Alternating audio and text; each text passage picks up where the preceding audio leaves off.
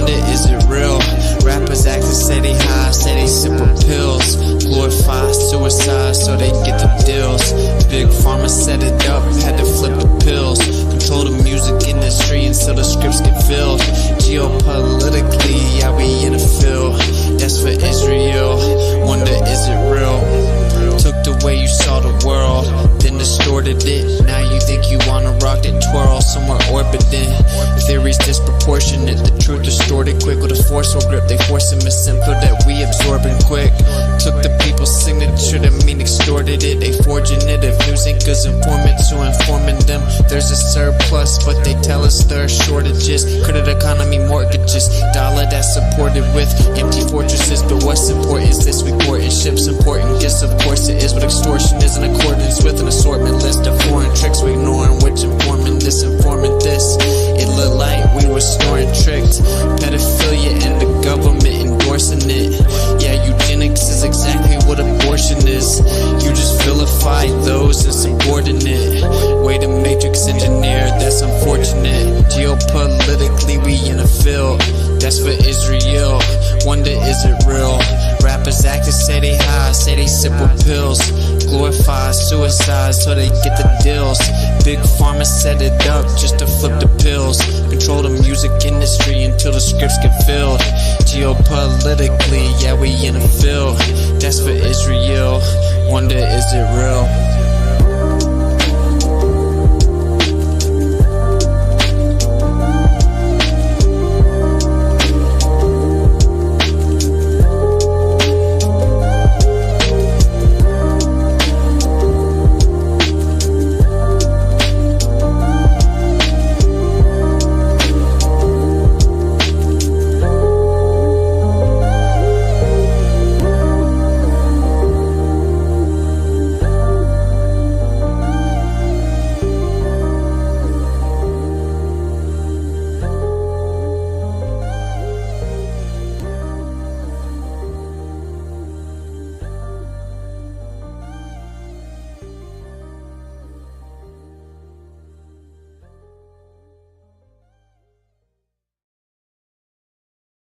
Sign up, become a misfit. Those who don't fit, society gives us a skip. We ain't about that mainstream. There what's popular ain't true. What's true ain't popular. Flip, miss what's in the house. We come through it with some sharp. We cut right through. We don't follow trends. We got our own groove. Breaking the mold, making the move. We ain't about that fake facade and switch. We stand proud in our eye. We see through the tricks and love to defy society standards. We're gonna fly. Hey, yeah, yeah, yeah.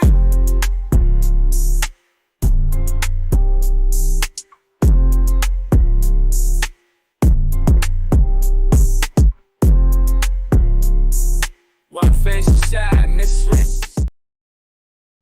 In a world. All right, guys, let me know if the the audio is good, but it should be good. So the long-awaited debate review. Tons of stuff going on behind the scenes. Family life. You know, Kai's pregnant. Blah blah blah.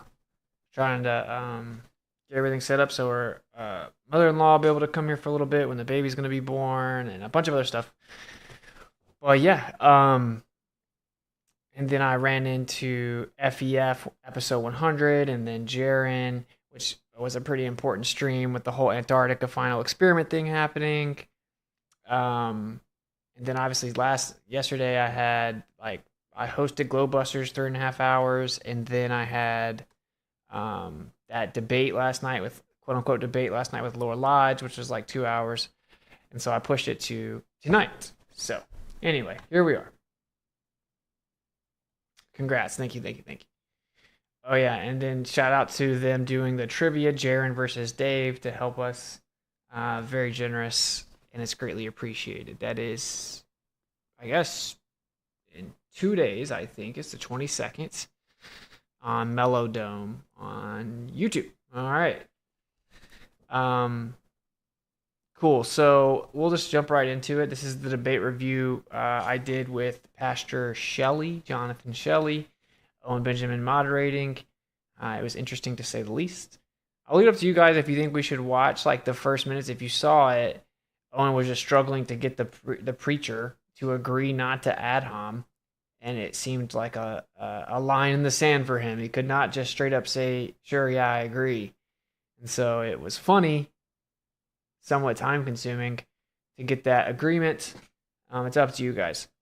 But what I do want to watch is their opener, which is really what set the tone. And that's what made Owen be like pretty assertive at demanding like respect and not having ad homs. A lot of people got triggered and they were like, "Oh, Owen's taking so long and why is he doing this?" It's like, well, did you guys see the opener? They were obviously trying to bring us in there to mock us and ridicule us. And Owen kind of set the tone that wasn't going to happen. So I definitely know what he was doing. I understand where he was coming from. And if you see how most of these debates go, the ad hominem could be useful. So I understand all sides of that argument. But anyway, so we're gonna just jump right into it. Let's watch their opener. And this is like, someone reached out to me and asked me if I would do this as a favor. I was kind of hesitant, but I'm like, yeah, I will. Owen also did it as a favor. It's not like we were getting paid to do it or whatever. It was like very clear. It was like there were some hostility towards flat earthers going into it. The actual poster had like a crazy quote about flat earthers in it. So anyway, that's the backstory. That's the context. And here is how it started. Here's how they introed the show. So I think you guys should be able to hear it. Everything should be set up. In a log. Anyone at home can do their own experiments to see that the Earth, in fact, is a flat disk with a glass dome. Think about it. Just grab a rubber ball and place it under a faucet. Notice how the water doesn't stick to the ball. I wonder why. Look at your shoe when you're standing outside. Is it curved? I don't think so. Go take a flight somewhere. Last time I checked, you aren't flying sideways like this. How would that even work, folks? If I jump up, I'm going to land right where I started from, because we ain't spinning. Don't give me that look. You know what I'm saying is true. And you know what? Why stop at flat Earth? I say we expand our horizons. Flat sun. Flat moon. It's just a light bulb anyway. Everything's flat. The sky is a hologram. You say, this all sounds crazy. Hey, it may sound...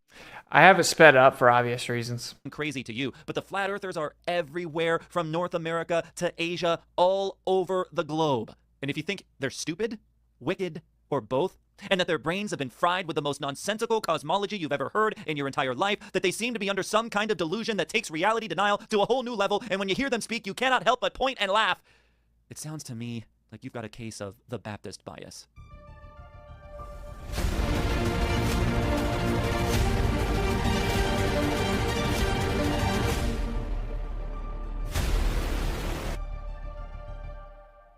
Hey everybody, thanks for joining us on the Baptist Bias. We've got an interesting show this evening. Not a typical one. We're going to have a special debate with Austin Witsit. And in fact, we have a special moderator. I guess we only use Owens. But we've got Owen Benjamin's going to be moderating for us. And we've got a lot of people all over the globe this evening going to be tuning in and watching the show. But I'm not your host. I'm going to be kicking it over to Owen. Owen Benjamin, thanks so much for coming on the show and moderating this discussion for us. Me, man. This is very exciting. I wasn't aware of Pastor Shelly. I just looked him up, though. Looks kind of based. Looks pretty cool. I know Witsit gets it. He's a solid dude. And this is a fun debate. I know tending to be really condescending and ad hominem and all that, but I just set up some parameters in the beginning so that it's very constructive. All right, I want both sides to agree that the other side's opinion does not make them evil or stupid or crazy dangerous. Can we all verbally agree that? Agreed. I'm not going to attack Austin personally in the show, but I do think that some flat earthers are wicked. So I don't know if that is you see, why can't you just agree to that, right? Like, he didn't say, do you agree that no flat earthers are wicked? Obviously, the vast majority of people that are wicked would be globers, right? Because that's what we were all told. He just said, do you agree that this idea alone doesn't do it? I'm only going to watch a few minutes of this because it's very frustrating. But as you can see, clearly I just said, yeah, of course. And then he can't just say that, which is weird.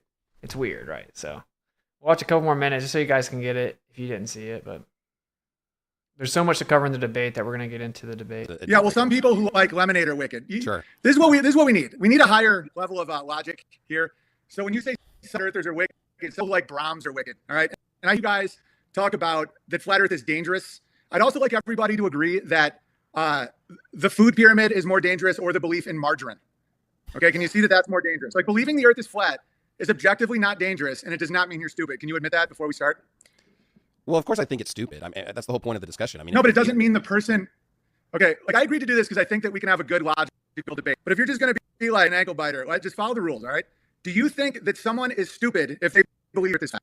That there's a person, or a dangerous person, or a crazy person? Well, I couldn't be honest with the fact that if I believe the Earth is a globe and that's a fact, that someone who doesn't believe that wouldn't be stupid. So you can't answer the question. You just can't answer. No. So the answer, you think everyone who is stupid and crazy that believes, like, we can't do a debate if that's the presumption.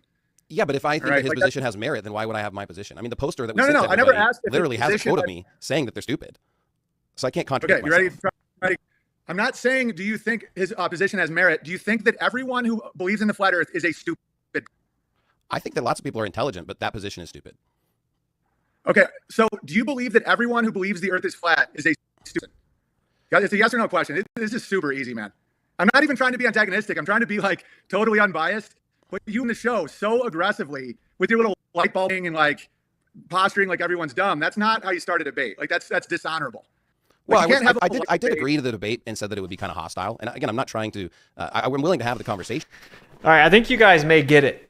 You may get it. I had my headphones on. We were echoing, but yeah, it's kind of crazy, right? I mean, it's just like let's be honest. Owen's making a good point that the food pyramid is objectively more dangerous. Now, of course, technically more dangerous, is that subjective? Blah, blah, blah, blah, blah. I mean, yeah, spoiler alert, this goes on for a while. He's not really able to concede. Owen starts getting frustrated. You can argue either way. I actually thought it was refreshing. I know Owen's not used to moderating, and he's also a comedian. He's also not like a beta, right? So he's gonna like kind of speak what he thinks. So some people were saying that he was biased. I mean, in terms of moderating, he did, it can be argued that he let the other guy speak more almost, right? But I think he did fine, personally. All right, so they go back and forth for a while doing this. Since the debate's so long, I have it sped up, but we're still going to skip over to more of the actual debate. So I do my intro first. Obviously, this was like a huge struggle to get them to get the guy to agree, not to ad hom. He effectively ends up saying, well, you'll see. You'll see. So, all right, let's keep it going. All right, so that's the parameters. All right, let's kick this thing off. Let me get my little clock. Reset and go. All right. So thanks for having me on. Thanks for modding, Owen. So the position is pretty simple. We were kind of all told that the Earth is a spinning ball and then it flies through space. But if you actually think about everything logically, we need to step back. And so the default position is actually that the Earth is a stationary plane. So yeah, I take the affirmative position that it is a stationary plane, and that's supported with every empirical piece of evidence that exists. So we obviously don't experience the Earth moving. In fact, we have highly precise interferometry measurements that have shown that the Earth's not moving. We obviously see the horizons horizontal. We actually use plane survey to do all civil engineering to build everything in the world as if the Earth is flat. We fly the plane as if the Earth is flat and stationary. So on the surface, pun intended, right? Everything is the default being that the Earth is flat and stationary. Of course, we see everything in the sky move, etc. So there's a claim that the opposite of that is true. So actually, in terms of logic, right, that has a pretty substantial burden of proof. We've already substantiated it just with the default empirical position. But that's kind of the meta here. And one thing that happens a lot is people typically they say, well, if the Earth is flat, then how does this work? Like, oh, well, what is the moon then? And I've never been to the moon, by the way. No one has, and I don't know what it is. I don't need to know what it is to falsify this claim that the Earth is a globe, right? So falsification is independent of replacement. That's important. And hopefully we can keep that in mind going through the conversation, because if the tactic is just to say, if I can get a gotcha on the flat earther of how the whole universe works, then somehow the Earth becomes a ball again, that's an illogical way to go about it. And then I'll go through some of the evidences that we have that directly refute it. You go back into time, you get to 1887, Michelson-Morley, they did an interferometry test, and it showed that the Earth is not moving. So much so that the grappler named Einstein had to come in and change all physics and say that time slows down and the measuring rod contracted to deceive us into thinking that the Earth is stationary. And that's the modern claim of physics today. The claim the Earth is moving through space, you actually have to say time slows down to trick you into thinking so. And that's a positive claim that literally... You know what's funny about these, man, is like every time, and it'll go for the same way. And again, just to reiterate, right, we don't really mod. I will say I created a new topic in the Miswits group for stream chats.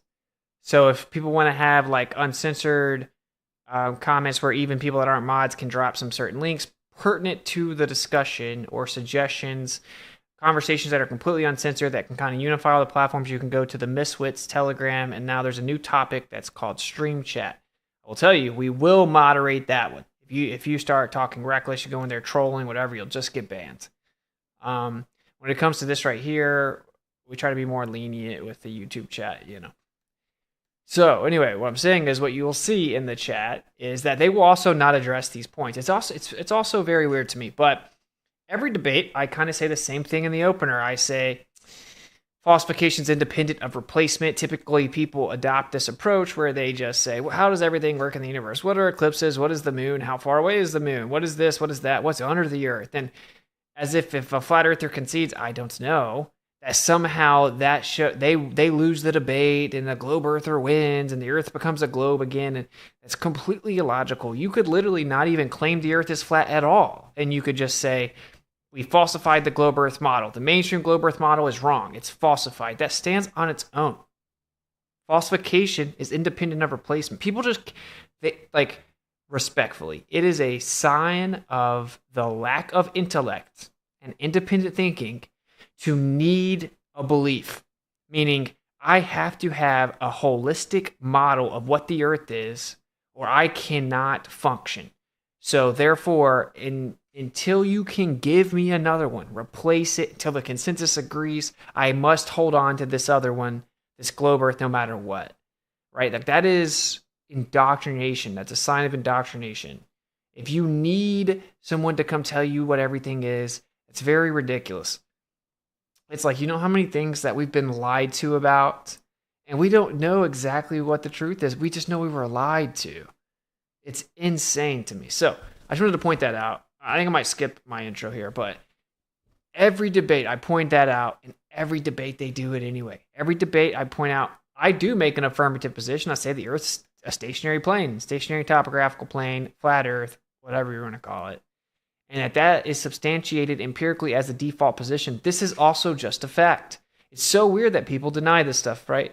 Like the horizon's horizontal. We don't feel the Earth moving. We attempt to measure the Earth moving with interferometry. It shows that the Earth's not moving, right? We try to detect the Earth's orbital motion, us rotating around the sun, going 66,600 miles per hour. That assumed belief that we're doing that. All attempts to measure it have been null, been negative. They don't work. That's why now the model says you can't detect the Earth. What is that?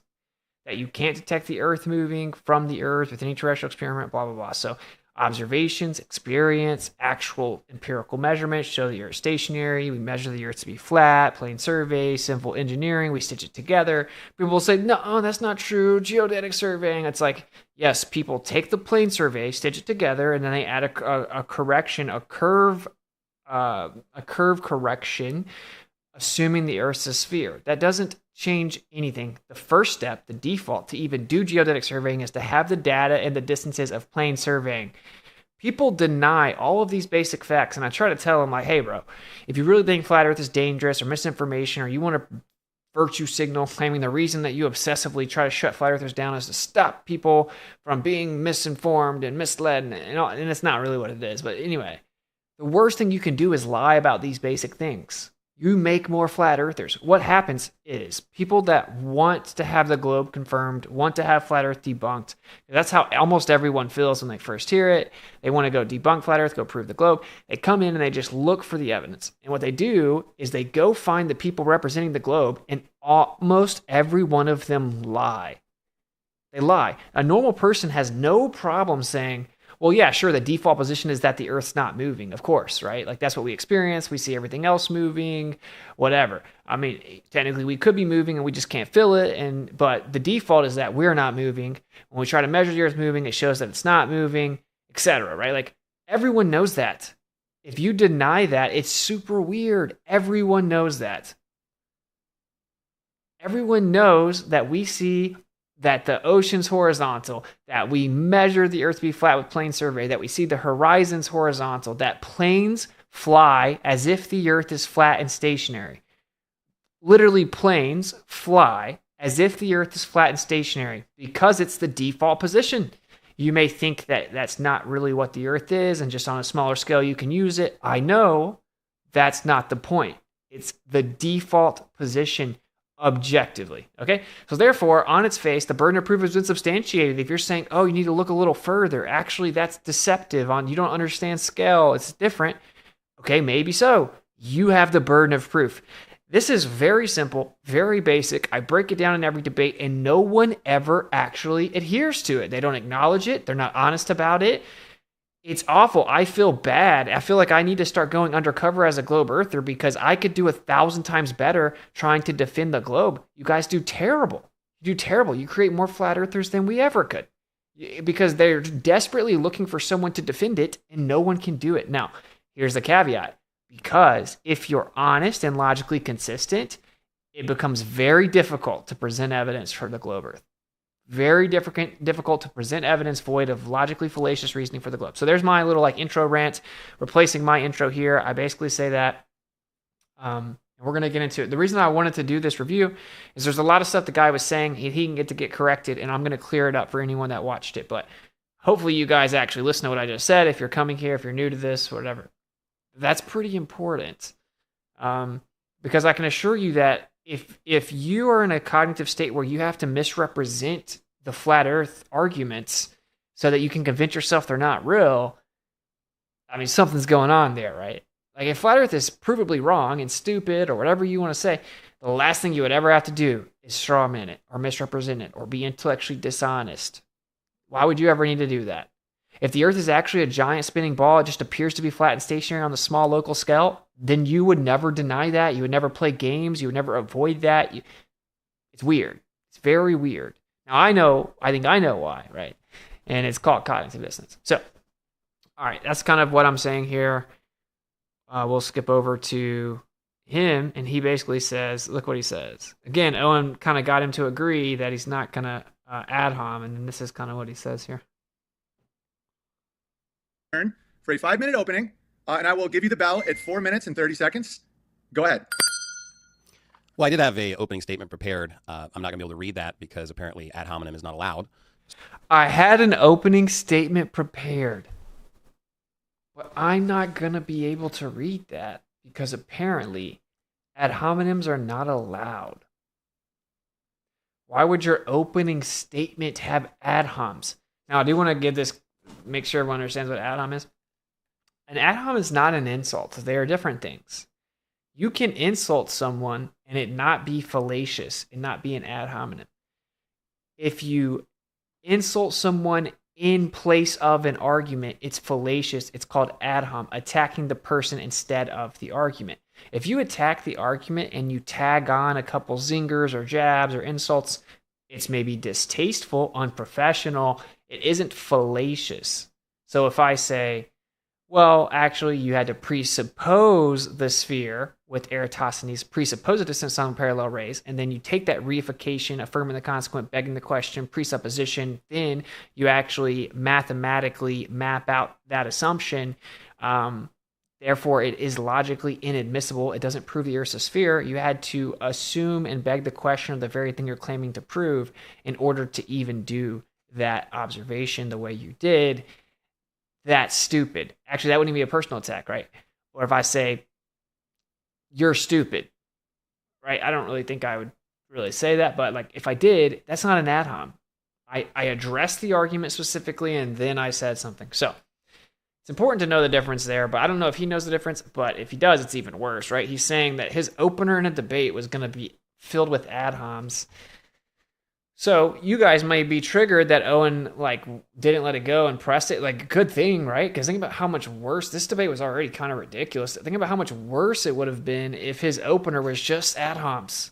So I applaud Owen. He had never done moderation.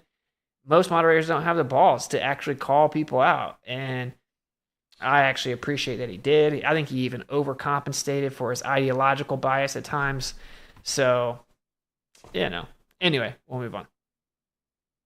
I just think that's crazy. I think it's crazy that dude just said that. To me, that is wild. So, well, I did have a opening statement prepared. I'm not going to be able to read that because apparently ad hominem is not allowed. So I will appeal to the parts of what I was going to say that don't necessarily bring up Bible verses or what this conversation's about.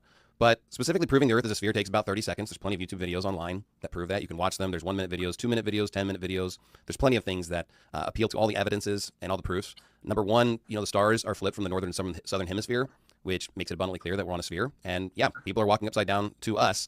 And additionally, we see the sun rise in the east, set in the west. We have thousands of photos and videos of the Earth from satellites sent over by 90 countries. There's over 90 countries that set up satellites. It's that simple. The Earth is obviously a sphere. It's been observed. It's been tested. Everything we experience in our lives confirms a spherical Earth, as well as, a heliocentric viewpoint of our solar system specifically.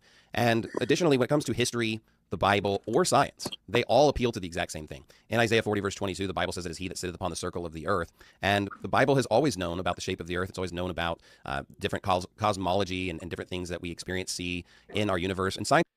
Someone said, I liked Owen's boldness. I just felt he didn't let you talk enough, Austin. I felt like he was trying to help you, but you don't need help. Yeah, I hear you. It's always catching up to the Bible specifically. For a long time, I honestly didn't believe that flat earthers even existed. So, it definitely is something that, for me, I was not aware of. I kind of thought it was a fake. And yet I have run into some people that, do a claim, like in my personal life that I know. All right, let's just start calling it like it is. Like, okay, begging the question, reification, affirming the consequent, poisoning the well, stereotype fallacy. He just poisoned the well. Technically, that was actually an ad hom inadvertently by saying, I didn't even think it was real. I thought it was fake because it's so stupid. Whatever. Technically, it wasn't a personal attack. So far, that's what he's given us, is a bunch of fallacies. So, like, objectively. I mean, you could say the star chart thing is, what I'm saying is that technically is actually just backing the question that you're claiming to prove. But we can let you skirt with that. That's whatever. That are flat earthers, and there's been some people that have changed their mind. So I do think that it is possible for someone to change their mind on this particular issue. When it comes to their specific evidences, it seems like they have about 6 basic categories that I typically find their arguments. It seems like, number one, they typically appeal to experiments where they see things further away than expected. These are typically over large bodies of water, and they don't really consider refraction or elevation changes. Another thing that they do is they appeal to simple observations, like it looks fat and it feels flat. However, you can't always feel movement in a car or an airplane. Additionally, they appeal to the Bible, but the Bible is not compatible with their model whatsoever. Number 4, they usually appeal to the fact that government lies about things like 9/11, vaccines, JFK, and sure. Stereotype fallacy. They typically do this, they typically do that, poisoning the well, whatever. And then he's about to give a straw man fallacy, because I've never heard a flat earther say what he's about to say right here, but I certainly didn't say it. I just have put together what he's about to say. Obviously, he's like, they typically point out the government lies about the thing he's going to say, but just because the government lies about some things doesn't mean they lie about everything. Just because they lie about that doesn't mean they lie about this. I don't think anyone's ever said that because the government lied about 9/11, the earth is flat. No one's ever said that. Anyway, stereotype fallacy. The government does lie a lot, but that doesn't prove that they're lying about the shape of the earth. Who has ever said that that proves they're lying about the shape of the earth? Who has ever said that? All they've ever said is, because they have such a track record of lying, they're clearly not a credible source. We can't rely solely on claims from them to get to the bottom of this topic. This is bad faith. The 5th one that they usually bring up is discarded or debunked alternative scientific theories, such as geocentrism, the ether.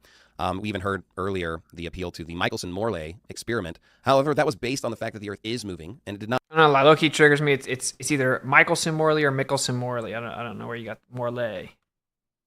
Prove that the Earth doesn't move. It proved that simply they can't detect any ether, and so the ether was discarded shortly after. That is objectively not true. It was decided that the speed of light is a constant. Okay, no, what it did, well, let him finish. And so if the speed of light is a constant, it really disrupts a lot of those older scientific theories. And the ether was basically discarded as being unuseful in predicting anything.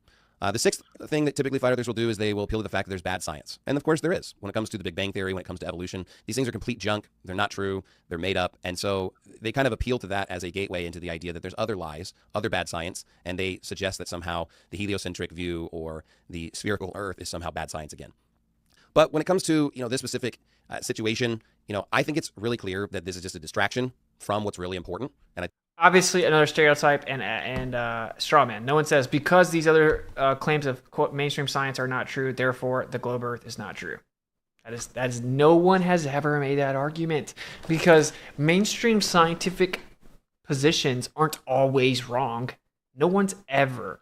Dude, this is the truth. Flat earthers didn't want to be flat earthers, my guy. That's how it actually works. Like in reality, flat earthers didn't want to be flat earthers. They tried to disprove the notion of flat earth. They thought it was crazy, and they tried to go prove the globe. When you try to go prove the globe and you listen to the actual flat earth arguments, you start running into walls. But what I want to show you guys really fast is this. So let's go to... Okay, so because of what he just said about Michelson-Morley, if you're new to this, it's just objectively wrong. This is Einstein. Okay, Michelson, right? You're going to hear that name in just a second. He said all it did was show they can't detect the ether. It just disproved the ether. That's the only thing that it did. No. That's not the only thing it did. This is Einstein. But when I was a student, I saw that experiments of this kind had already been made, in particular by your compatriot Michelson.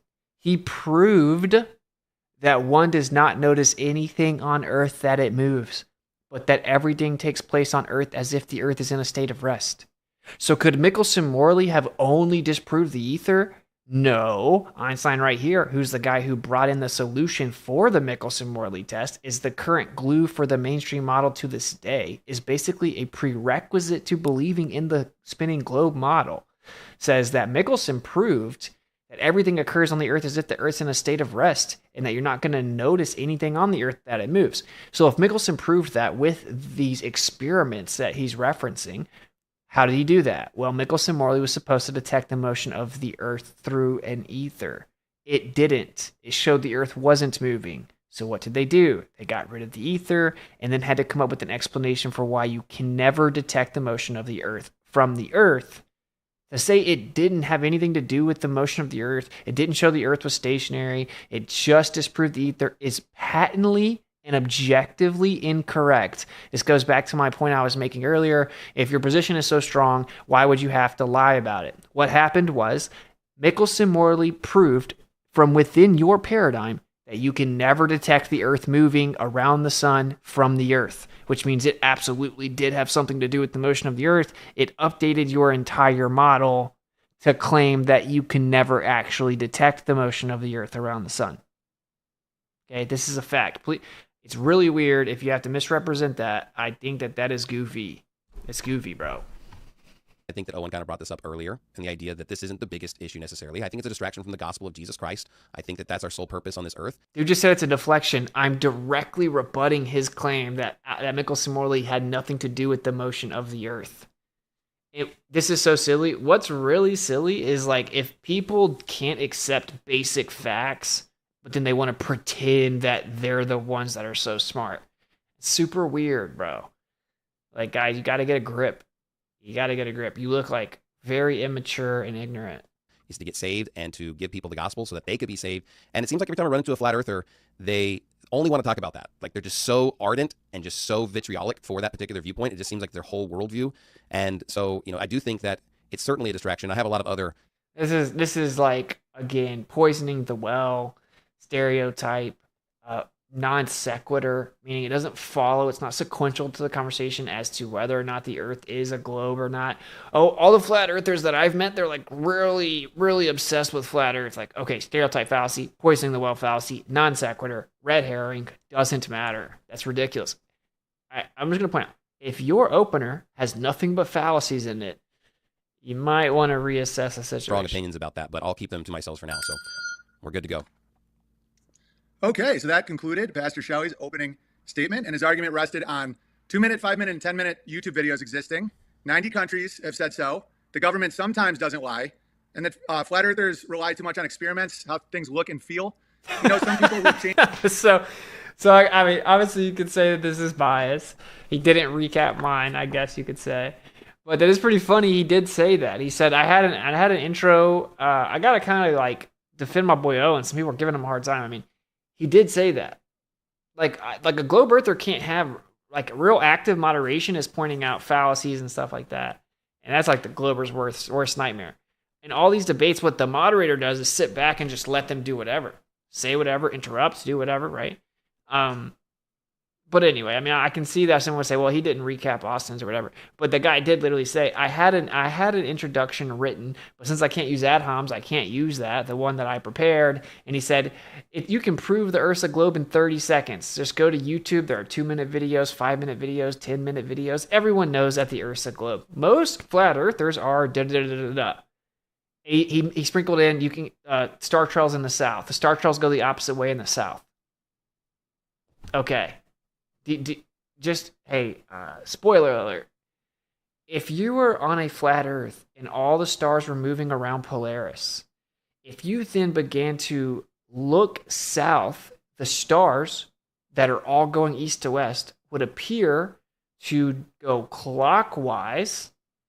And then when you looked north, they would appear to go counterclockwise because it's based on perspective relative to your viewing position. Okay? So he said the argument wrong. I even tried to help him out. But anyway, I don't want to talk too much because this will go on forever. Changed his mind, and the speed of light is a constant. One question I would ask, because a lot of what his argument rested on was the church.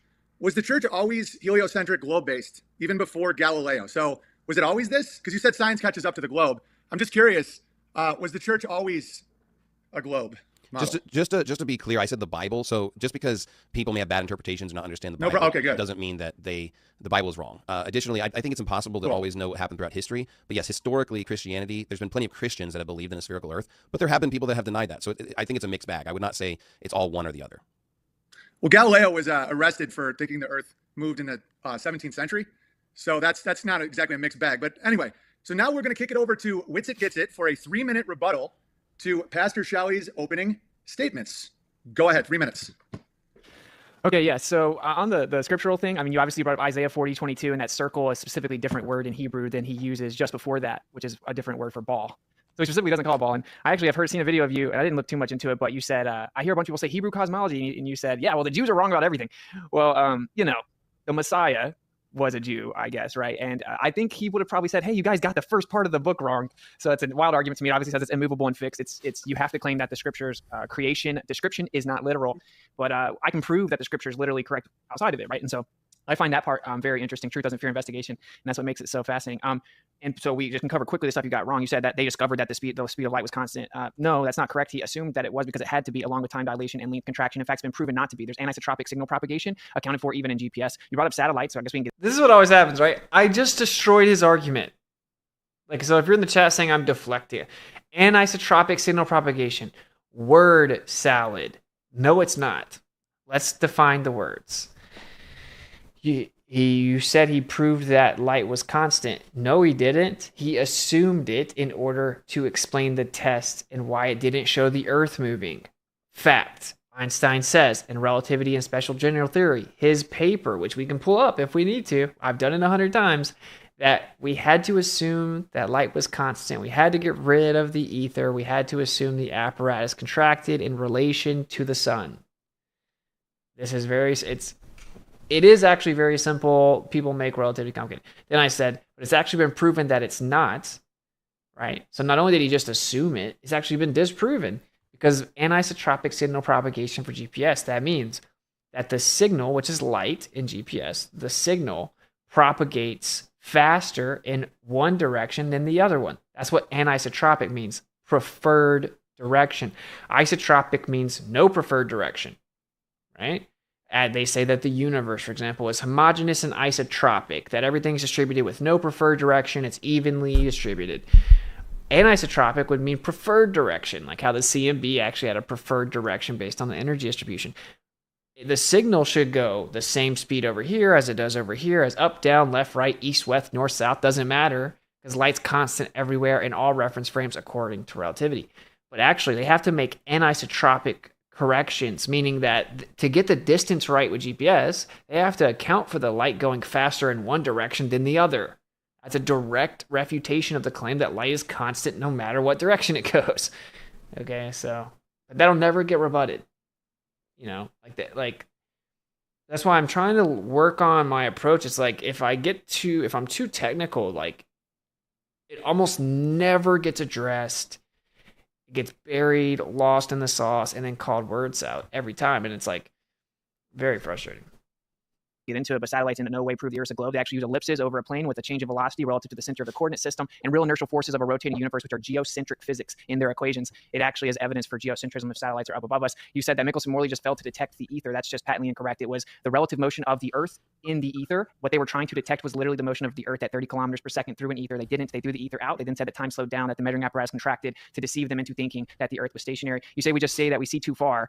Well, yeah, there's physical limits to living on a sphere, and it doesn't comport to what we see. And we've seen hundreds of miles where there should be literally 3, 4, 5 vertical miles blocking what we see. And so you're gonna have to verify the claim that it's all an illusion. So I'll just reiterate the point again. You have the burden of proof to substantiate these claims. You basically just use a baseless assertion fallacy over and over, and then you kind of appeal to consensus, and then you use a bunch of stereotype fallacies and poisoning the well fallacies, and then reification fallacies and affirming the consequent fallacies. And none of that is obviously going to cut it logically. So we'll have to get more into actual evidence. Okay, and also, I'm not trying to come across as biased. I really am just listing someone's arguments. Swear to God, I wasn't trying to be like that. So I'm going to try and be less biased. No, I literally made a list of your arguments and I read them back. All right, anyway, so that was Witsit Gets It responding to yours. And now I'm going to give you, Mr. Pastor Anderson, 3 minutes to respond to his. And I will say this. Thank you for the lack of ad hominems. It means a lot to me. It really, truly does. And I do appreciate it, and it shows a lot of honor, okay? And just for the record, I don't know what the Earth is. So I'm not this guy. I'm not like biased in that sense. I'm just a stickler when it comes to logic fallacies. Okay. Pastor Shelly, you have 3 minutes. Go. No problem. You accidentally called me Pastor Anderson, but you clarified again secondly. Austin did not address the fact that the stars are flipped from the southern and northern hemisphere, which was my first argument. Additionally, he didn't address the fact that the sun is rising in the east and setting in the west, which is my second argument. Third argument was all the videos and photos that I brought up. He did not address my third argument. He likes to appeal to theoretical. All right, let's address them right now, my guy. Okay, it's really convenient to say like, oh, he didn't address my. Yeah, you saw how much information I had to fit within 3 minutes. You made a bunch of arguments. I started off the top of my head remembering them basically back to front, and I didn't get. I mean, I could only say so much in 3 minutes. Okay, so the Southern Star Trails, we talk about it later, but I just covered it a second ago. The fact that the stars go a different direction when you look south is in no way refutation of a flat Earth. All stars move east to west. Clockwise and counterclockwise are just relative, are directions that are relative to perspective. All stars move east to west, the same cardinal direction, right? Just like if you look at a car driving on a street from one direction or the other direction, it'll look like it's going opposite ways. Basic perspective. So that's what he said. His argument was not, oh, there's a point that everything moves around in the south. He said that they go the opposite direction. That isn't in any way a problem for flat Earth. That is what is expected, what is predicted, what would have to happen on a flat Earth with a giant expanse of stars rotating around Polaris counterclockwise or east to west. What would have to happen if you look south, away from the center of that rotation, is they look like they're going the other way. It's just basic perspective. This is a fact. Okay. Secondly, the sun rises in the east and sets in the west. That isn't a problem for flat Earth at all. At all. What are you talking about? The sun moves over top of the Earth in a circle. Of course, every direction that it moves, he doesn't fully understand it, so he probably heard someone say that. But we've mapped it all out. The sun's in an apparent position. And actually, let me prove it to you for those that don't know. So it's called the equation of time. This is how we actually determine. This is how we determine sunset time. I hate that I have to do this. All right. So when I say the sun's in an apparent position, it isn't some random weird cop-out. The globe model acknowledges this. To actually predict sunset, we use the equation of time, right? Which says E equals 𝐸HA, which is the apparent sun, minus 𝐸HA, the mean sun, where 𝐸HA is the Greenwich hour angle. And the alternative formula often quoted in textbooks is E equals right ascension of the fictitious mean sun minus right ascension of the apparent or actual sun. Okay, we use the apparent location of the sun and then the average of the apparent position of the sun to determine the sunset, meaning we know we don't see the sun in its actual position even in the globe paradigm. Okay, so we see the sun rise and set relative to the observer. Now, I can replicate with a little dome, as in like you have equidistant limit to your vision, which is obvious, unless you think you can see forever, which is goofy. You would have, if you can't see forever, if you had a limit, then it would be equidistant. You'd be able to see the same distance in all directions. That's going to give you a circle. If you look up, you're going to have a distance, and you're going to create a dome, right? And this is how we measure the sky. It's called azimuthal grid, right? That isn't a flat earther term. That's just how we measure the sky. Okay, what I'm saying is if you had like a little dome, a limit of vision, which is literally what we observe in reality, NASA will tell you that that what we see the sky as if it's a dome. That's literally what even NASA will tell you. If you take a light source representing the sun, you move it over top of it, what you're going to see is even though the light source stays above you, it's going to look like it's arcing up from one horizon over your head back down. Even if you curve it over away from you, it's going to look like it's going down relative to your central position in that.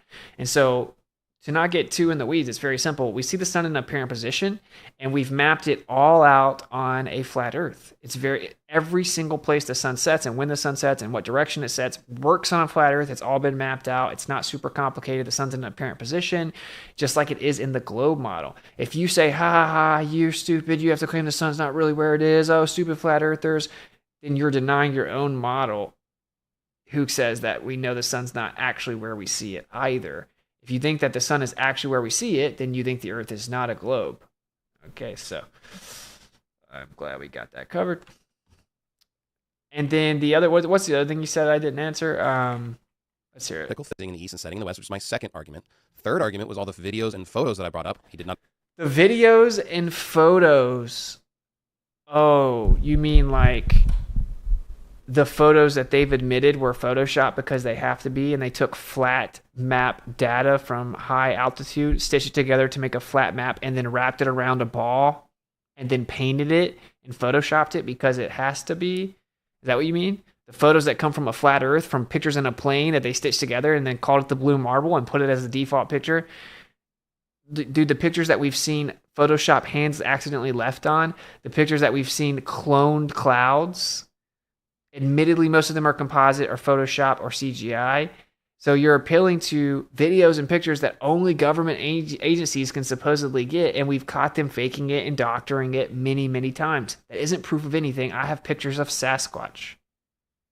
If where the debate ends for you is that the government claims to have been to space and taken pictures that are Photoshopped because they have to be, but trust me, they're still real, you're probably coping, bro.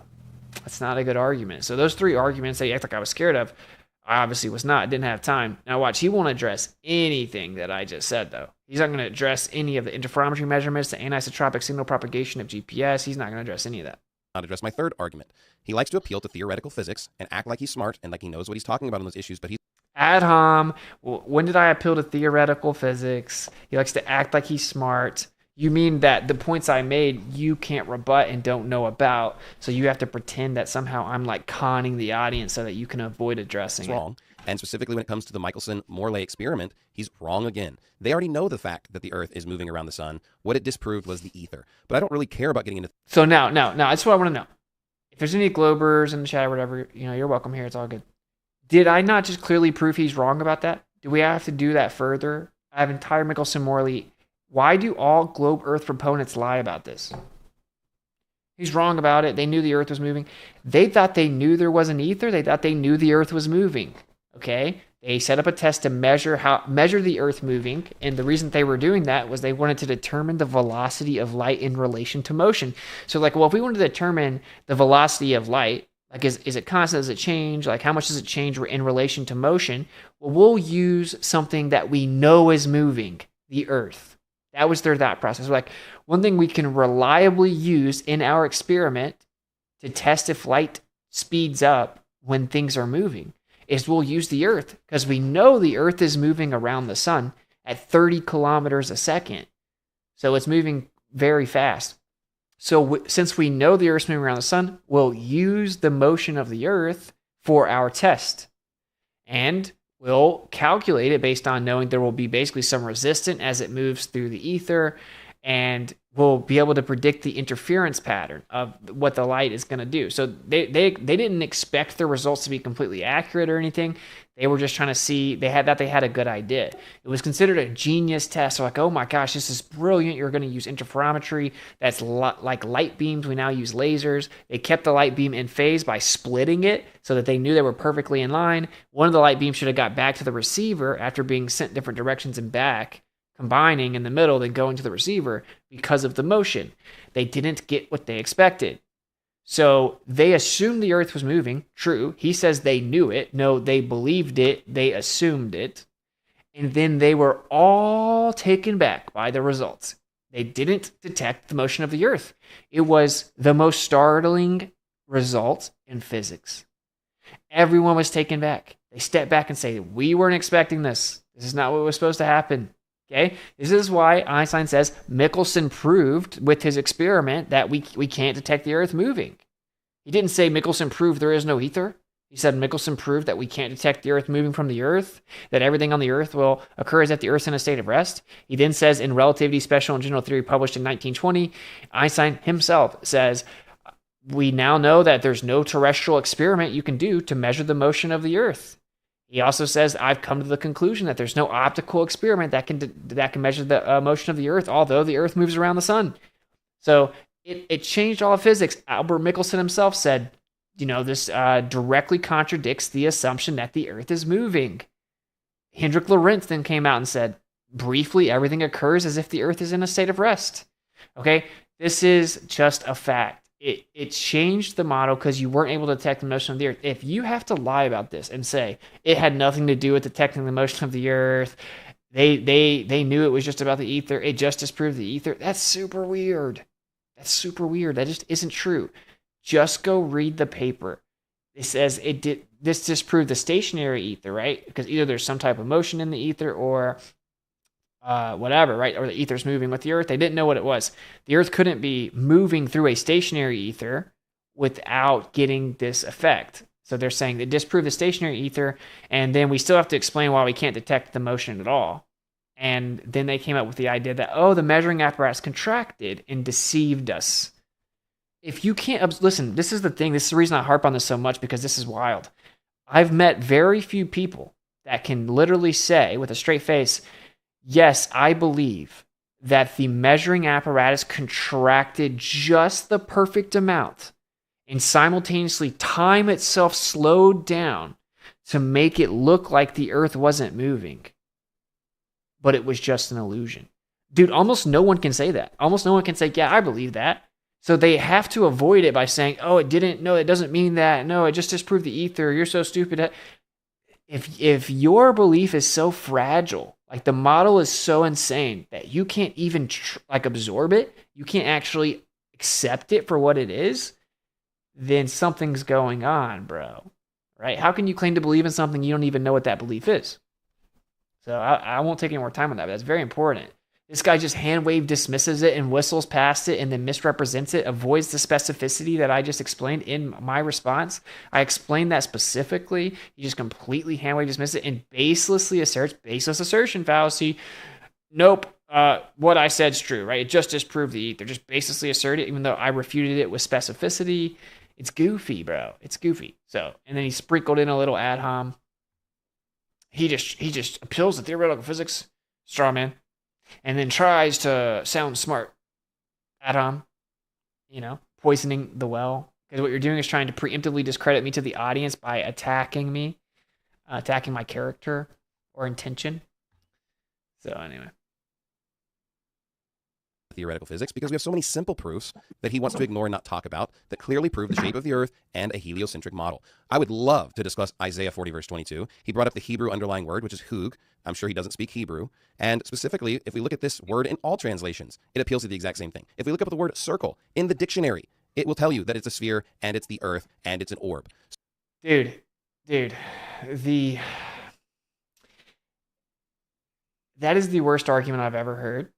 I've never heard anyone make this argument and double down that it means sphere. There's a different word in Hebrew for ball. Isaiah uses it right before this to describe being thrown like a ball. Circle doesn't mean that. It actually says he drew a circle on the face of the water. It says he sits over top of the circle that he drew like he had a compass in the face of the water. Now, people will be like, you're religious, so the Bible doesn't prove anything. This guy claims to believe in the Bible, and he's misrepresenting it. Okay, it says circle. It doesn't say ball. They're distinctly different. That's why they have different words. That's why Isaiah used one word and not the other. Hebrew cosmology was that the earth was flat, and it was enclosed in a firmament with water above it. That is a fact. Does that mean the earth is flat? No. Well, again, you see the reoccurring theme here? Why does whoever's defending the globe have to lie? Why would you need to misrepresent it? It seems weird. Now, lying means it's intentional. I'm not going to necessarily put that on him, but like lying to yourself, meaning like you have to run the information through this filter and change it so that you can be more satisfied or comfortable with it. That means you're scared to look at what it really is. It's like, hey, I got a video of your girlfriend cheating, and then you're like, no, the world's a simulation, so that video is not actually real. Well, there is AI that can make fake videos now, and like it's like, that's just the video I took, bro. Like, why are you making this weird? So I know I'm really beating on that because I want you guys to understand that it's important. Check yourself and be like, wait, am I like not being honest about stuff? Because if you just listen to these people that claim to debunk flat Earth and they pretend to be all confident, if you just absorb what they say to be true, you're gonna be deceived. Don't just absorb what I say to be true either. Go fact check it. If you go read Relativity, Special and General Theory, if you go read 1905, the special relativity, right? The movement of bodies, electrodynamics, Einstein's theory of relativity. If you go read these papers, go read the relative motion of Earth and the ether, which is the Michelson-Morley experiment, you will see that what I'm saying is true. And if the Earth's a globe, then truth shouldn't fear investigation. You should be like, yeah, of course, time slowed down, the apparatus contracted, and it created the illusion. And no, we can't detect the Earth moving on the Earth, but it's because we're free falling in a linear path, even though it's like we're curving. So we're going straight and curving, free falling, so we can't detect it because time slowed down, and the apparatus contracted to trick us into thinking that the Earth is stationary because you can't detect it while you're on the Earth. If you can't believe that, then you can't even actually believe what you claim to believe. That's super weird to me. All right. So he just wants to hide behind just sounding smart on these issues. But the problem is the Bible's very clear. And I get offended by someone that wants to say that the Bible is teaching a flat earth, because that would, in my mind, be heretical. And it's very clear that the Bible is compatible with a spherical shape of the earth, with a heliocentric model.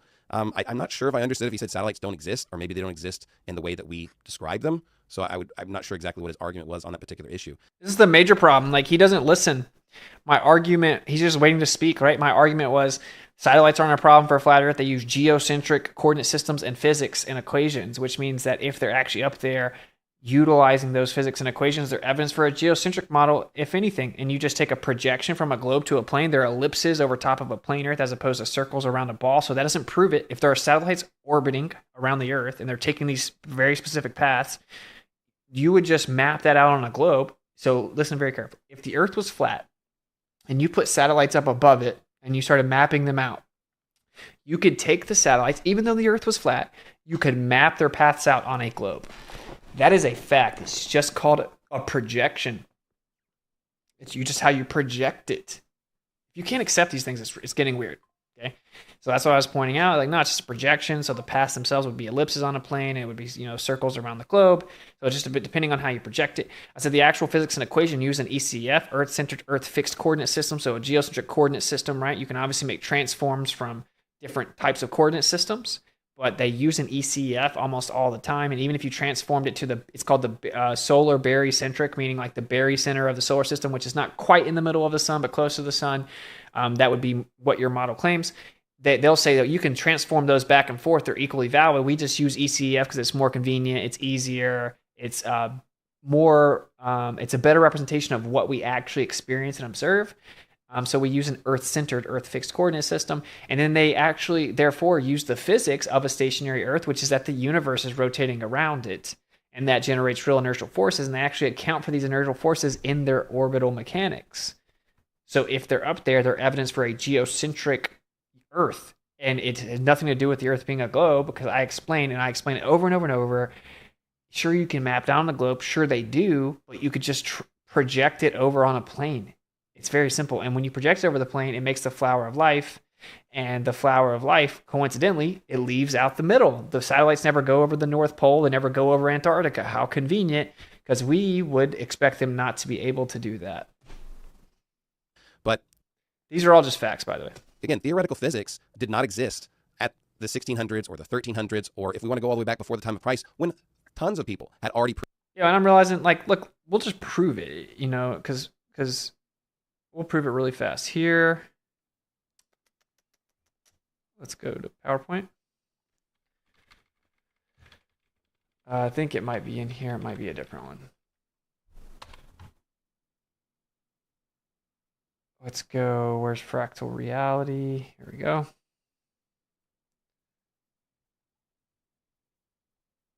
Sorry, this won't take long.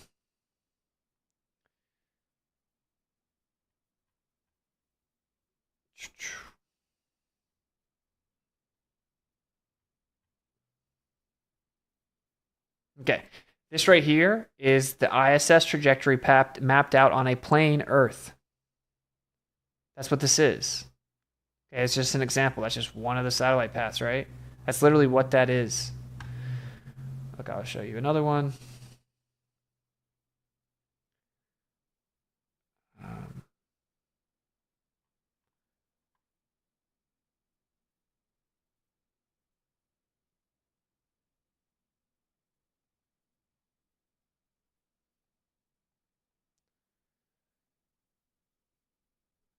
All right, let's look at it.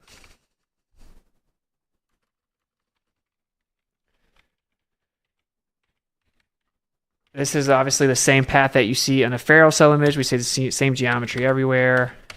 Okay. Oh, let's look at the actual satellite paths. This is what we see with the planets as well. Again, this is these are satellite paths mapped out on a plane. Right here, same thing. ISS matches the magnetic field Ferrel cell.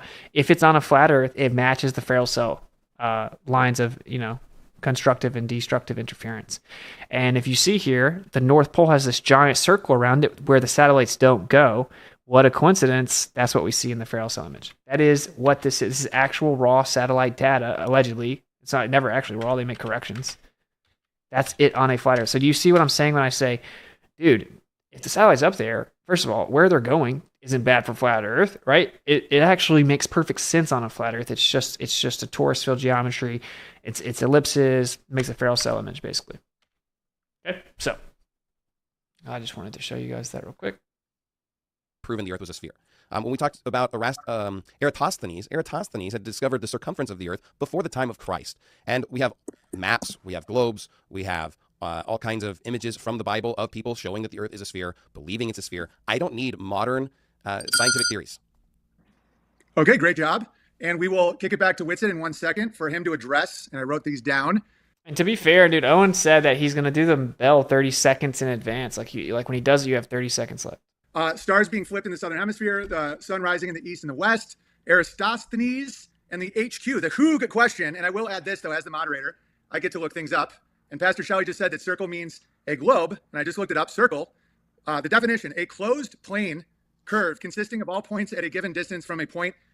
This is where he then has him look it up in a different dictionary, and it says orb as one of the synonyms. And we do get to fact check you. This is a line called its circumference, every part of which is equally distant from a point called the center. Of course, all lines drawn from the center to the circumference, but the definition is and the whole body. Ring, circle, I mean, you invoked it geometrically, saying it was describing a sphere. That's a The line that comprehends the figure, the plane, or surface comprehended, and the whole body or solid matter of a round substance are demonstrated in a circle, a ring, an orb, the Earth.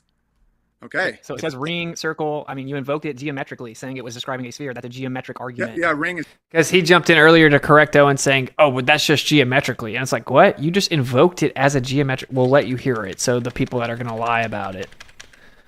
Need modern scientific theories. Okay. I get to look things up. Curve consisting of all points at a given distance from a point within it called the center. Not only is that not correct factually, it's actually the opposite. Can I clarify that point? No, it's a two-dimensional closed. That's a circle. Be closer to the 1611 King James Bible when it was translated. If you look at the second definition of the word circle, it literally says orb and sphere and earth. No problem. No, it doesn't. It says circle, circuit, compass. That's what the word means in Hebrew. You just and we do get to fact check you. This. And by the way, like I literally am I know that's what the actual concordance says in Hebrew. It says what I just said. And earth. No problem. No, it doesn't. It says circle, circuit, compass. That's what the word means in Hebrew. You just and we do get to fact check you. This is not me. Nope.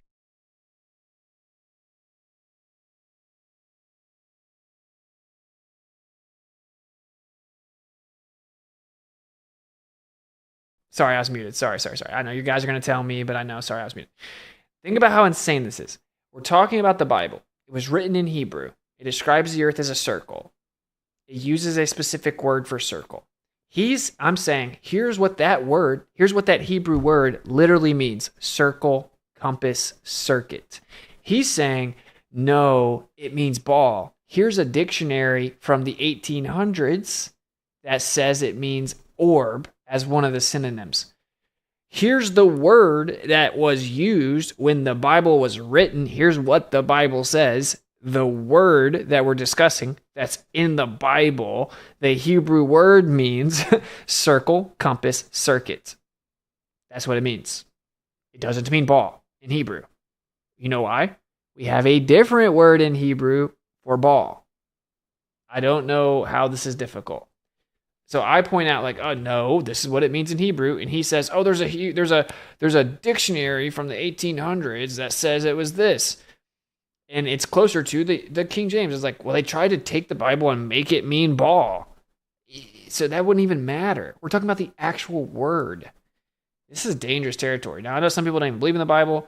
I would encourage you to re-examine it. You may be surprised. I have the image. If you want me to pull it up on the screen, I can pull it up. I'm looking at the concordance right now, right? It says circle, circuit, compass. Those are the 3 words that it's translated as Okay, in the King James one, Bible. the first definition of What's this argument? I'm like looking at the concordance. 1828. In geometry, a plane figure comprehended by a single curved line called its circumference, every part of which is equally distant from a point called the center. Of course, all lines drawn from the center to the circumference. You know, we heard it where he says orb in one of the dictionaries. I mean, it's insane. Okay. Okay, so circular. I'm gonna World. That's Yeah, can there something be a no, circle? Can something be a circle and not a sphere? in a 2-dimensional world. Of course, a circle. What, is do we not have a sphere. quarters in the real 3-dimensional world? That's not a sphere, and it's not. It's a It's not a circle, circle. It's not a circle. It's a disc. A quarter's not a circle, bro. Hey guys, I got washed in this debate. A quarter's not a circle. Did you guys know a quarter's not a circle? Isn't that interesting? It's not a circle, it's a disc. Let me help you guys out here. Okay, for one, we'll fit this in here. Flat's not a shape. It's a general description of a surface, right? So when you say flat Earth, like you think that the shape of the Earth is flat. It's like flat's not a shape. We have plane shapes. So we have plane triangles, plane squares, plane circles. Okay. That means it's a plane and it can be a circle, whatever, right? Obviously, there can be depth to a plane, just like there can be depth to plane shapes. A quarter is a circle. It isn't 2D. He's basically claiming circles don't exist in reality. It's like, great argument. It's insane. That argument is wildly ridiculous. I've never even heard an argument that ridiculous. So there's a difference. Okay. Okay, It's so circular, I'm gonna it's just round. real quick. I have to keep this focused. So I'm kicking it back over to Austin. He's now only going to have 2 minutes. I keep taking some time off, and you have to address specifically these points. Hug in Hebrew, which means circle, and according to the 1828 dictionary, which is the closest to the 1611 King James Bible, the second definition in popular use has orb in there. That is the point he's making. Okay. So just understand that doesn't make you stupid that you don't know all those points. All right, but anyway, that's the point. Stars in the southern hemisphere have a different path. That's something to be addressed. Different constellations. I've heard that a lot. I've heard some interesting and thought-provoking arguments against the flat Earth, saying that in the southern hemisphere the constellations go the other way. Let's just focus on one argument because 2 minutes is not realistic for him to address. But to be fair, like Owen is actually helping you. He's trying to make even more arguments for against flat Earth. Like people are saying he's biased. Owen started overcompensating, which I'm perfectly fine with it. I would prefer he had done that actually to avoid how people were saying that he's biased. But I'm just pointing that out. Bro, I'm elaborating your argument. I literally am giving you a good argument because I've thought about this. Like that the stars in the southern hemisphere are moving in a way that may contradict the current flat Earth model. Okay. Also, the sun rising in the east, setting in the west, and of course, the pre-Jesus philosopher Eratosthenes, who apparently calculated the size of the Earth on the orb. Okay, so those are the points that need to be addressed, and you have 2 minutes. Yeah, so the southern star trails, for one, obviously the direction is not a problem at all. It's just merely perspective. If you look south, they'll look like they're going the other way. If they're all just rotating one way, every star in the sky goes east to west, right? So clockwise, counterclockwise, they're relative perceptive directions. Very simple, important point. The direction isn't a problem at all. East to west is cardinal directions. All stars move east to west. But clockwise and counterclockwise are relative to perspective. I guess the stronger argument you should be making is that it supposedly goes around a central point rotating. How would it rotate around that point? Well, actually, Again, the stronger argument is, well, there's an axis of rotation, right? There's like a pole star. There's not technically a pole star. There's an area that all the stars move around in the south, which is what the globe would predict. Why would that be on a flat Earth? That's the argument you should make, not they go a different direction in the south. you have observations of people in the south where it doesn't matter. Not only am I being good faith, right? I'm rebutting his argument and then telling him the better version of his argument. How is that not good faith? match where it should be, the actual cardinal direction it should be on the globe. And then, of course, we're not even against all the magnetic declination corrections when you see the star trails and how it's like, oh, that's not really south because I have to correct 78 degrees according to my globe declination map. So long story short, where you think that you're seeing it perfectly, it's kind of an assumption. It isn't actually what always happens. So again, where you think you just look directly south and you see the southern pole star, that isn't what actually happens. When we use our compass and we look at what the compass says is south, we wouldn't see the southern star trails going around a point there. So they have a magnetic declination chart, right? And again, I don't want the stream to be super long. I'd have to break it up into all kinds of things, but I will show you that really quickly. Because I found out here recently that basically what everyone just decides to do is claim I'm lying about everything. That's the new thing. It's just say nuh-uh and claim I'm lying about everything. So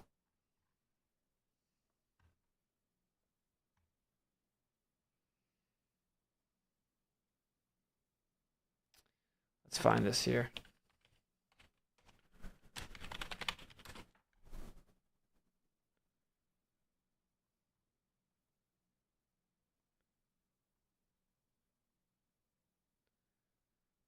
All right, search.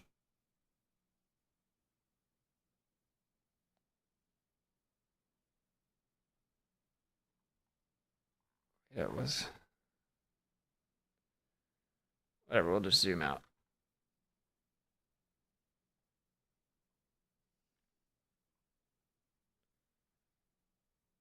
All right.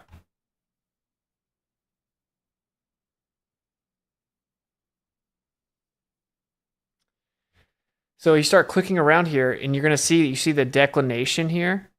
This right here, this value is telling you how much of a correction you have to make. And when you're in Antarctica, right, you get negative 42 degrees, you get all these crazy things. If you come up here where you're going to say, look at the southern star trail, say you're in South America, you got declination corrections all over the place. Look up here, negative 23 degrees, negative 16, negative 6, negative 5, which means your compass is going to say one thing, you have to correct that many degrees to actually get what they're saying real south is 27 degrees. So you see that when you're looking at the southern star trails, say like, okay, I'm going to look over at the southern star trails from Africa. Well, my compass says one thing. Now I need to correct 17 degrees to really be looking south. And then you're claiming, oh, the southern star trails are exactly where the globe would predict, directly south. They're all moving around a point. That isn't true. Okay, so that's a major point that I just made. This is a fact. And if you actually, just while we're here, if you look at Antarctica, gets crazy, bro. Probably a coincidence, right?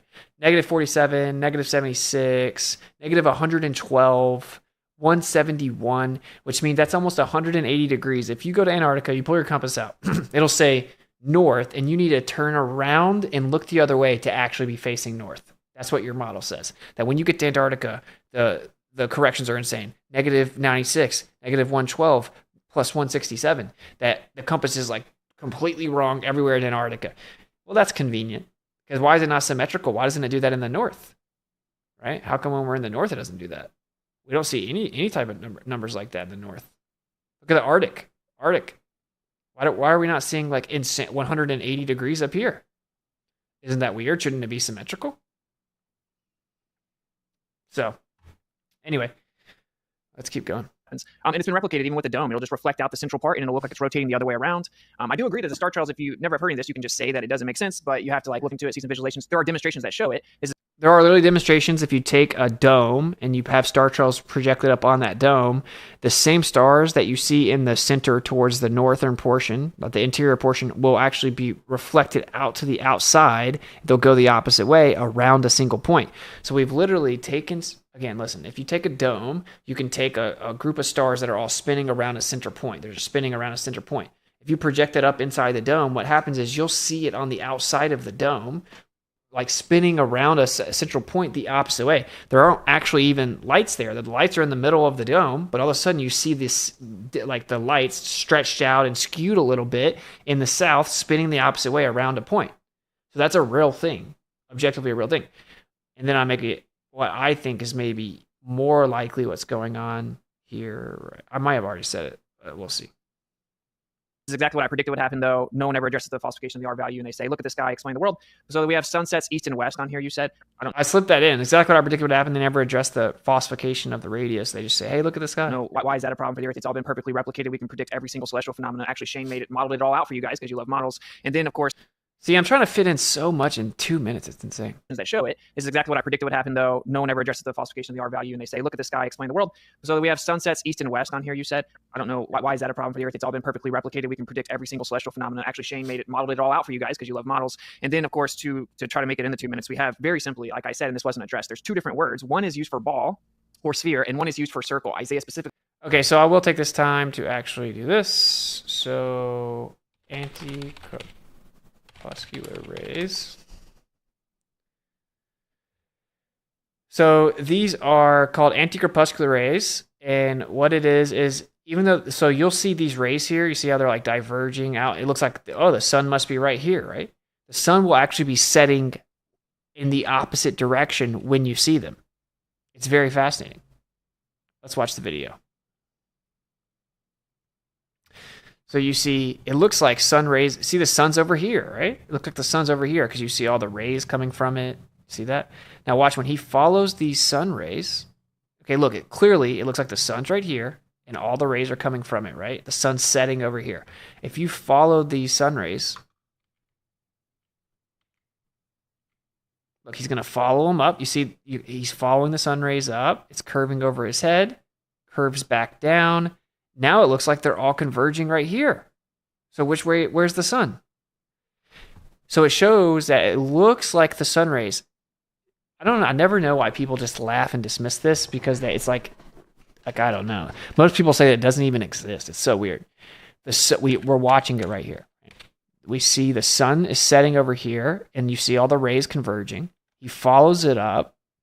You're going to see the sun rays are looping up over his head, curving, and they curve back down into a point and converge 180 degrees away from where the sun's setting.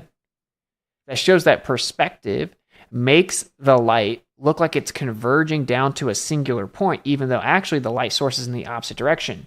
Now, apply that to the stars. Say you have the Polaris towards the center, everything moving around it.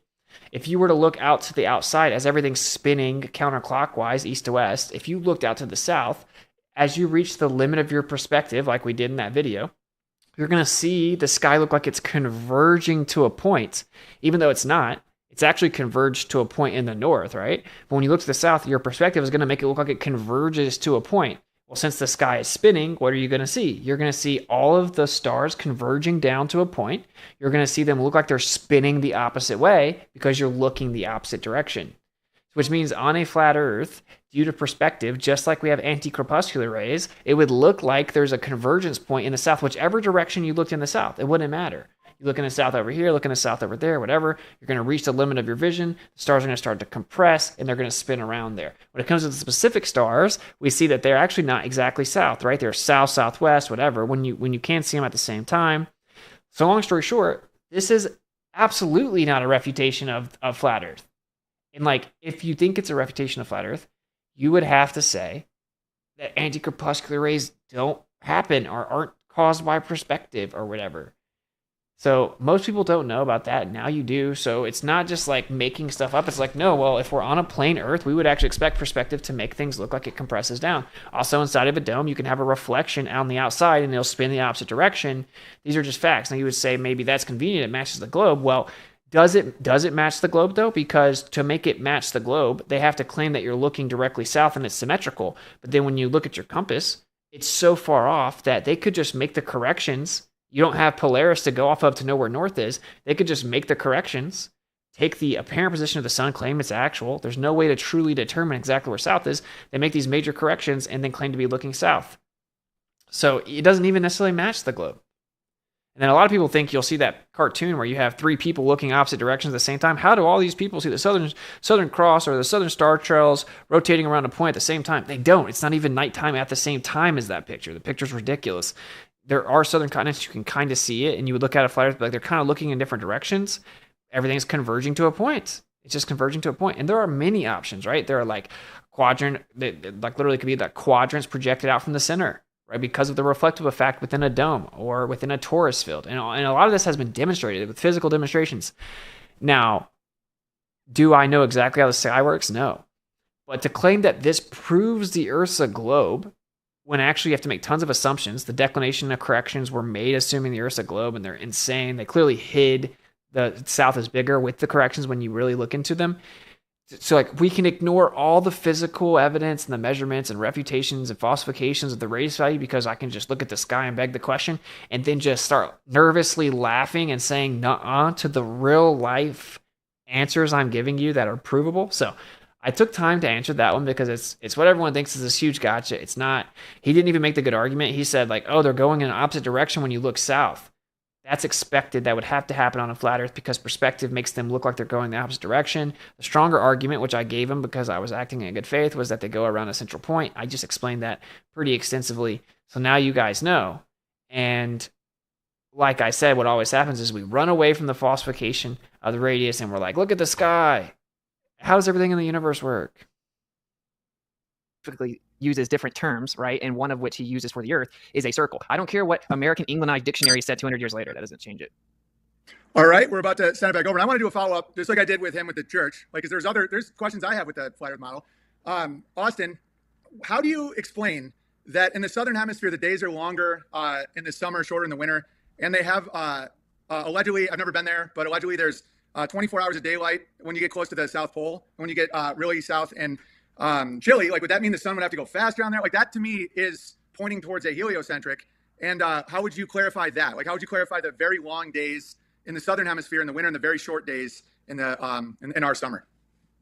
Yeah, so it's the same way that the globe explains how the Earth spins faster at the equator than at a northern or southern latitude. So you have tangential velocity and angular velocity, meaning it can continue to go at the same angular velocity, but go faster. So in the south, it would have to be speeding up, like in tangential speed, tangential velocity, but it could just maintain the same angular speed. It would give you a longer day because the sun is going to be over a portion of it longer. And then this ties in, the end of that answer also ties into the next question you asked, which is like, say, the 24-hour sun. Well, we don't actually see the 24-hour sun itself, right? They doctor footage, but we see the daylight. I realized that people didn't understand this answer. So you know how like if you're on the globe, they'll say it's spinning 1,037 miles per hour east at the equator. But if you're in North America, it's spinning 700 miles per hour. So how does that work? It's simple, right? It has different tangential speeds, but it's all moving 15 degrees per hour. It's because you're on a different part of the sphere. So if something is rotating around a central point, it can have different tangential velocity, but all move at the same angular speed, right? But the further out it is, the faster it's going to have to go. Right? And then also, if you look at coffee cup caustic, when the sun is closer to the outside, the light begins to wrap around the container and will give you longer days that way as well. So it's going to go over the south at the same angular speed, but different tangential velocity. So it's going to maintain that. It's going to be over a large portion of the south. So you're going to have longer days because the sun is closer to the south, just like you have longer days because the sun is closer to the north. You also have coffee cup caustic. So if you think that this debunks the flat Earth, you would have to strawman and not understand the flat Earth. This is not a problem at all for flat Earth. It's actually expected. So hopefully you guys understood that. I found out that when I just kind of went right into tangential and angular velocity, some people weren't familiar with that. I tried to give the example of the globe. Pretty simple. It's like if you have a circle, then you draw concentric circles and they keep getting bigger. Now say you're going to spin a wheel and it's all going to move together. Well, the spokes towards the outside are going to have to move faster than the inside because they have to cover more distance, right? If it's all spinning together, the further out you are from the center, it has to go further and further and further to go all the way around, which means the outside has to go faster than the inside, or it's going to drag behind. So to maintain angular velocity, angular speed all being the same, then you have to, like, say 15 degrees per hour, right? Which is roughly what we see in the stuff in the sky. That's why they claim the Earth spins at that rate. Then that means that you're going to have a difference in tangential velocity, but you're the same angular velocity. So hopefully that makes sense. And again, the sun's closer to the south, so if you expect the sun to cover more land in the south when the sun's closer to the south, because the sun moves in and out over the course of the year from the northern regions to the southern regions. That's what gives you seasons. So of course their summer's longer and our summer's longer because the sun's closer to us, right? And again, coffee cup caustic, which I guess if you've never seen it, I'll show you.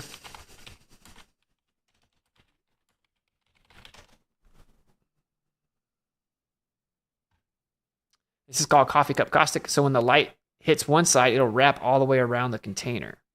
See here? It'll wrap all the way around the container. Let's click this. It's not going to show a video. Why are we here? This actually explains a lot of the geometry, but anyway.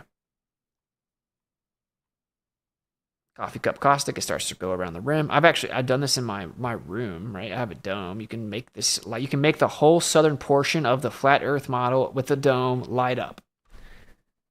I could actually do it right now. I just don't have a light, I don't think.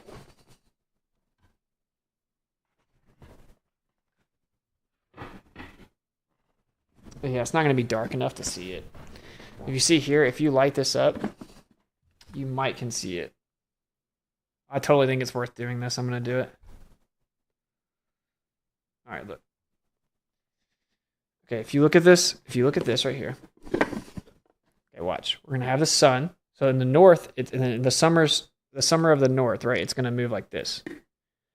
Right? Now it's going to move out to the outside, and you see what happens? It starts to light up the whole outside. You see that? You see how it's lit up on the other side of the flashlight here? Yeah, it's called the coffee cup caustic. The light wraps around. Do you see how the whole outside is lit up? You see that? That explains 24-hour daylight. That explains longer days. That explains everything. It's a real effect that happens. As it gets further out, look, it starts to cover more and more of it. Then you go back to the north. Now it's not going to do that. It's just going to cover up. Why is it not light the whole time? Well, because it doesn't light up the whole Earth the whole time. You have to move it further or get it a little bit closer in relation to its diameter. But again, you see it lights up the whole outside right there. It's a very cool effect. It's a real thing. So there's that.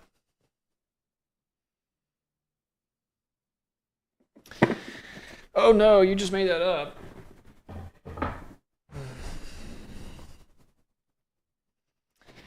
All right, let's move on. And the daylight hasn't replicated also with a dome. If you have a dome, like the scriptures blatantly say, with the firmament, it will actually reflect around in something called the coffee cup caustic. And it reflects around the entire brim of a dome. So the 24-hour sunlight is not a problem for the plain Earth. The 24-hour sun would be. And of course, they passed around this footage of supposedly 24-hour sun for 2 years, and we found out that they faked it. They came out and admitted that it was fake. So yeah, that kind of answers both of those questions if there's a container. Yeah, because 24-hour sun, I don't think it is possible on a flight. Like, it would have to be like a glow. You know what I mean? Like, if it's going all the way around, if you saw the sun all day long, it would have to be a ball. But you're making the claim that they faked that footage, and I've never been there. But you see, Pastor Shelly, I'm going both sides here. All right, I'm going to swing it. Yeah, I'm about to swing it back over to you. So let's do another 2 minutes each, and then I'll let you guys kind of go back and forth a bit, and then we'll do some closing statements. Or do you want to take questions from the audience, whatever you guys want, or we can go as long as you want. I'm feeling good about this. Good job with the ad hominems. I want you to know that. I wasn't being a dick. It really does help. All right, 2 minutes. Pastor Shelly, go ahead. Well, what Austin said does not explain why there's seasonality in the southern hemisphere and you see longer daylight cycles, because specifically it's the tilt of the Earth. It's the tilt of the Earth that causes that. So in some parts of the season... This dude's argument is what Austin said doesn't explain seasonality, because in my reified globe Earth model that I'm begging the question of, it's because of the tilt of the Earth. Are you kidding me? What? Do you not know how logic works, my brother? The tilt is angled more towards the sun, so it gets more daylight. Okay, how did we figure out that the Earth was supposedly tilted, Pastor Shelley?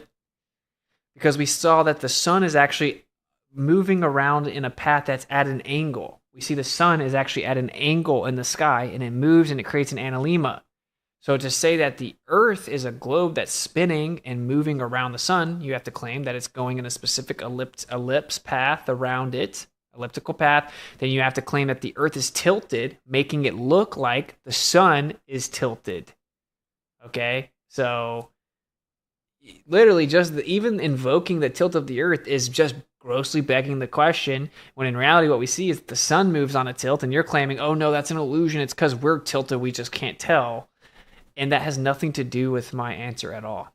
If the Earth was not tilted, then you would have just perfect 12-hour daylight and nighttime seasons. And near the equator, because it's virtually the same distance to the sun no matter where it orbits the sun, that's why it's at 12. But when you go in Dallas, sometimes it's 14 hours during the summer, sometimes it's 11 hours for the winter cycle. That's due to the tilt of the Earth and it being slightly further away from the sun. It's not about the tangential velocity that he brought up. So he didn't understand that. He didn't understand the coffee cup caustic, and he doesn't understand that the seasons just are caused by the sun moving in and out. You reverse engineer it to make it a globe. The sun has an analemma. It moves in and out over the north and south. And by the way, the sun changes angular size for us in the north throughout the year. It gets smaller as it's their summer. Why? Because the sun's getting further away from us.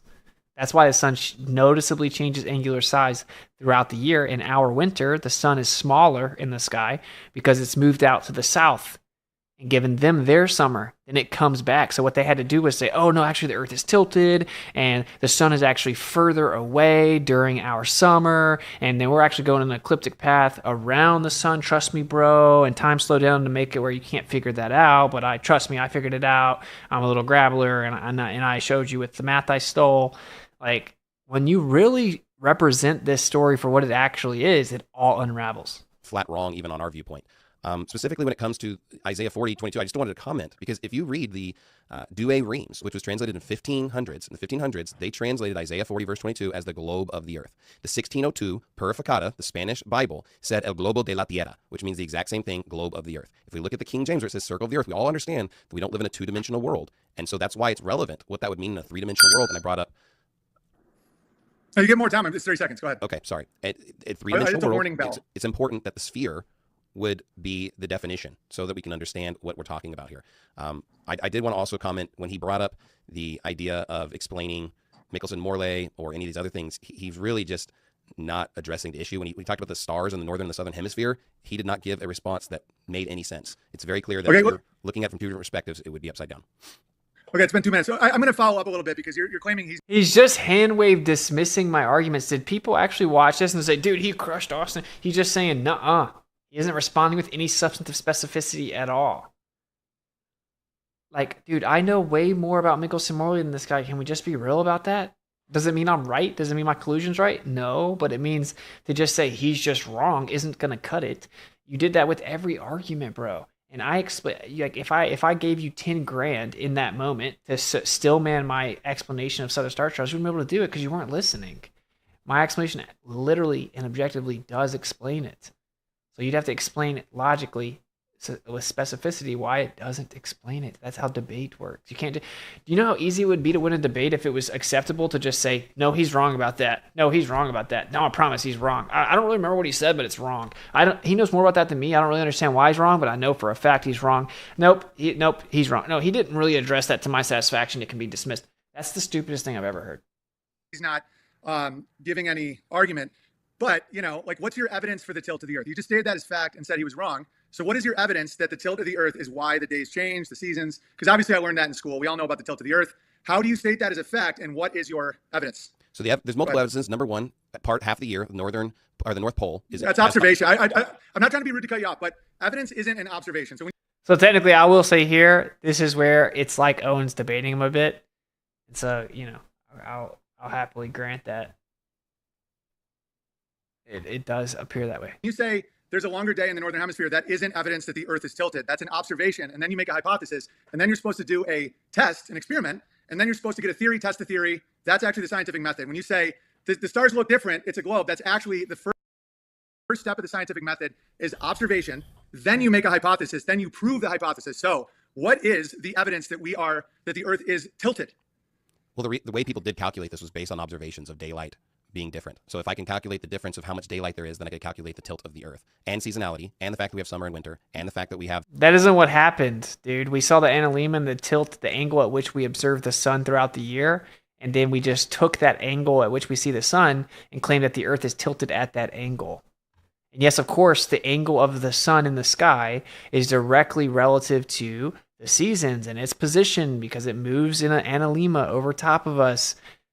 You then took that and said, oh, well, either the sun is doing what we see it doing, or it's an illusion the Earth's a ball and it's tilted, making it look like that. And it's moving around the sun in space. Full daylight cycles in the northern and southern pole. So based on... And I'm not being biased. That's not science. You saying my dog is slow, therefore he ate a shoe. It's like, if you make an observation that there's different days and seasons and all that. Specifically, what it is a reification fallacy. You took the concept of the globe model and treated it as if it was concrete and real. You begged the question, you affirmed the consequent by saying, if the Earth's a globe, then it would have to be tilted to give us the seasons that we have. Therefore, since we have the seasons that we have, the Earth's a globe. It's an affirming the consequent, textbook affirming the consequent. Just begging the question, reification fallacy. That's all that is. And it's extremely fallacious. And if we went through our life determining truth based on affirming the consequence, you could make up anything. You can make up anything. If you beg the question, meaning there's a question at hand and you're like, okay, if I assume it's true, then it's true. These are like elementary fallacies, right? Like they're no good. They aren't good. We're talking about celestial objects, quote unquote, or observations. It is never going to be science. You can't science the sky. The sky isn't accessible, right? So it's automatically just observation. Science, the first step of science is observation, just like Owen said. You can't do science on the sky. You can't. Because you can't actually independently manipulate any type of cause and effect variable or relationship. So it's just observation. Can we learn more about where we are or the nature of where we are? We're looking at the sky. Sure, we can narrow it down and we can try to figure it out. But like, you can't prove it. You're going to have to come up with ideas that can't be directly tested. What they did for the globe was they reverse engineered the globe over hundreds of years based on what we see in the sky. And it kept being wrong, kept being wrong, kept being wrong. So then they were like, oh, well, let's add a wobble to explain the discrepancy. Okay, let's add another wobble. Okay, let's add another wobble. And people will say, that's how science works. You just keep discovering more. That's also how post hoc rationalization works. So this is a post hoc rationalization fallacy, a reification fallacy, affirming the consequent fallacy, begging the question fallacy. And then you say, therefore, it's a globe. You have to prove how you know specifically it's about the tilt of the Earth. Right, and you don't even know how they came up with the tilt of the Earth, though. Do you know how they came up with the tilt of the Earth? What is the experiment that shows that we are on a ball that's tilted? Not an observation with a hypothesis. What is the evidence? What shows that we are on a globe that's tilted? What is the evidence? Because you stated it as a fact. So if I go in a spaceship and I observe that the Earth is tilted, that is not evidence. Your model says you wouldn't be able to see that the Earth was tilted in space. See, this is what I'm saying. You don't know how it happened, but the way it is the sun moves on an ecliptic. We have an analemma. And they saw that the sun moves through the sky at an angle, and they said, okay, well, if we assume we're on the Earth as a sphere moving, that must mean the Earth is tilted, causing the illusion that the Earth or the sun is on that circuit. So I want to make it clear that when Austin brings up every observation, he's not allowed to make that argument. So any observation, and I see Owen actually made a decent point here for where he's saying, like, you stated it as if it's a fact, as if it's been proven, but really it's just an observational assumption. He's correct. Owen is correct that you can't look at the sky and make assumptions about the Earth as if it's definitive fact. That's incorrect. That's improper, right? But watch, I'll say this part. He's ever made seeing the distance of anything or anything he's ever seen cannot be brought as an argument because somehow that's not evidence. Like I don't. No, making sense. You can do an experiment yourself, like snipers. You can do those experiments and with the. Someone say he's over talking to as a moderator, or to debate as a moderator. No, yeah, I get like Owen is kind of debating here a bit. I think he kind of realizes it. The chat kind of says something and he stops doing that, but. Look, my opinion, knowing Owen, is that he genuinely thinks that one side is being super fallacious. He wants to cut the fallacies out, and they really set the tone improper by like just mocking basically both of us, right? Because we both are flat earthers, mocking us both when we come there, and yeah, I mean he's never moderated, so like technically, obviously, he shouldn't be going back and forth with his points. He can say, wait, just to clarify for the audience, can you provide this to this because you made this claim? But he shouldn't go back and forth with him over and over. And like that's the part. But again, I don't think Owen's ever moderated. He said he's never moderated, so I don't care. I mean, I think it was funny. Like if Owen Benjamin wasn't there, think about how insane this would have been, bro. The scientific method and do all that. A hypothesis is not evidence. Like just a theory. Einstein was famous for that. Me observing the sun for 24 hours in the North Pole is not a hypothesis. That matches the flat Earth prediction. Why wouldn't that work on a flat Earth? Because it's also observed on the South Pole. The South Pole. So you just immediately shifted over to a totally different claim. That's the same. It's the same prediction. Why wouldn't? I was famous for that. Me observing the sun for 24 hours in the North Pole is not a hypothesis. Okay, so you see that like, what is that even? What we're talking about the tilt of the Earth, the alleged tilt of the Earth. Me observing the sun in the North Pole isn't a hypothesis. And I'm like, why wouldn't that work on a flat Earth? Because obviously the midnight sun in the North is expected on a flat Earth. It's moving in a circle over the flat Earth. Guess what we see? We go look at the sun. It moves in a circle around us and we can see it. There are thousands and thousands of videos of it. We should have the same thing in the South, right? It's supposed to be symmetrical. We only have faked videos, and then the government agency that supposedly has 24-hour cameras conveniently never shows us the sun for 24 hours, and we see the shadow come from the left side of the screen, wrap around to the right, and then disappear, which is what we would expect on a flat Earth. The sun will rise, create the shadows, come over, and then it'll change. So just a coincidence that the government institutions and research facilities down there that have 24-hour cameras in Antarctica cut out like 8 hours over and over where that's not 24 hours. They claim they don't have the bandwidth in 2024 to give us the 24-hour videos. They pump these videos out to the masses of 24-hour sun in Antarctica, and they're blatantly faked and edited videos. But we have thousands of them in the north. He said north. I'm like, why would that be a problem for flat Earth? And then he said it happens in the South Pole too. So then you brought up the north for no reason. You just immediately divert away. Like, it's just a bunch of fallacies, man. I'll be honest. That matches the flat Earth prediction. Why wouldn't that work on a flat Earth? Because it's also observed on the South Pole. The South Okay, Pole. so you just immediately shifted over to a totally different claim. It's the same. If you have half of the year where you can have total sunlight in the North Pole, and the other half of the year you have total sunlight in the South Pole, that's proof of two different things: the sphere and the tilt of the Earth. Because the only reason you have the sunlight is because since the globe is tilted. By the way, that's not even true though. Like, dude, even if it was a sphere, that doesn't mean the sphere is tilted. Because it can actually be the Earth in the center not moving, and then the sky itself has a tilt. The sun is tilted within the sky, right? And it's moving based on that tilt relative to the sphere. And of course, again, you can have the same thing on a flat Earth. It's just the sun's on a certain angle, tilt. And funny enough, CMB, whether you take that data to be true or not, showed that the 23.4 degrees, that tilt, was observed way out in space past our galaxy, quote unquote, which in your model is impossible because it should only be observed locally because the Earth is tilted, right? And so it should only cause things like in our solar system and our sun and stuff to look tilted. But the tilt of the Earth and the little bitty Earth in this giant universe shouldn't show 23.4 degrees way out in space, and that's what we saw. We saw that way out in space, that the energy, the background energy in the sky actually lines up with that 23.4 degrees way out into space. No one's ever rebutted that, by the way. Top levels of physics, astronomy, astrophysics, no answer for that. The non-locality of the 23.4 degree tilt all the way deep into space, complete refutation of heliocentrism. There is no way around it. Tilted towards the sun while it's rotating, it still has daylight. But the South Pole doesn't because it's turned away from the sun. Whereas when you're on the other side, the South Pole is now getting 24 daylight, 24 hours, and the North Pole does not. This is what's so funny to me about globe earthers. They think it like they're just now kind of learning. They find out about flat Earth. They just start learning some of the globe model, and then they come to tell you like they're so excited that they learned what the claim is. They think that if they explain to you what the claim is, that makes it true. Then to him, explaining how the model claims to work and that it can explain certain things makes it true. No, it doesn't.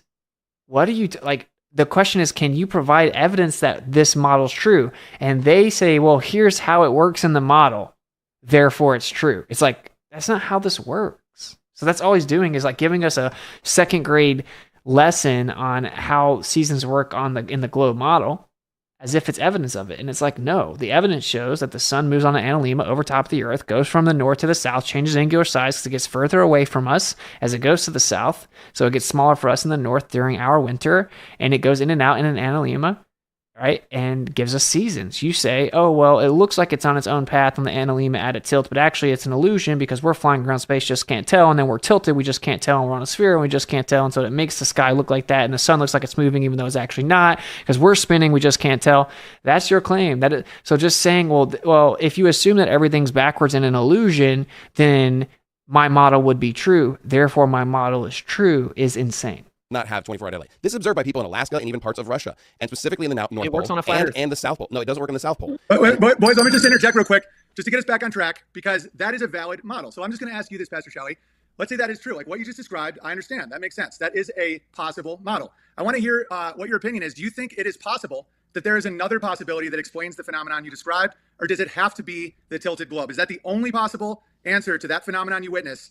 Or could it be another one? Are you capable of saying that it could be something else, or does it have to be what you just described? Well, based on those, if we're just isolating just those simple observations, of course that doesn't give us the full model. Absolutely not. I think it's That wasn't his question. a combination of multiple evidences all pieced together that all tell the exact same story. That wasn't his question. He said, you just claimed that was proof that the Earth is tilted. He's saying, is what you just brought up the only explanation for it? And you said, oh, well, no, that alone doesn't give us the model. But it's if you put it all together, it makes sense. It's like, that wasn't the question. You're claiming exclusivity, and then when asked to clarify that exclusivity, you avoided it. Cool, great. So you can't admit that like observing something doesn't solidify your model, even if your model does work. Well, again, if I see a literal picture of the sphere, if I go out in space and see this picture of the sphere, that single proof would be enough. But you've never been in space, though. So you can't claim a spatial observation because you've never been in space. That's true. I've never been inside the White House. We run into a wall here. We run into a wall because I've never been in. Never been into the White House, but I've been to the White House. You can physically go to the White House. There isn't a government that says you're not allowed to go. There aren't all kinds of rules and regulations that forbid you from going. It isn't strictly the government that you get your information from to know the White House exists. You can physically go there, go inside it, tangibly go. I did activism for hours in front of it. All right. I had the Secret Service follow me around after I did it.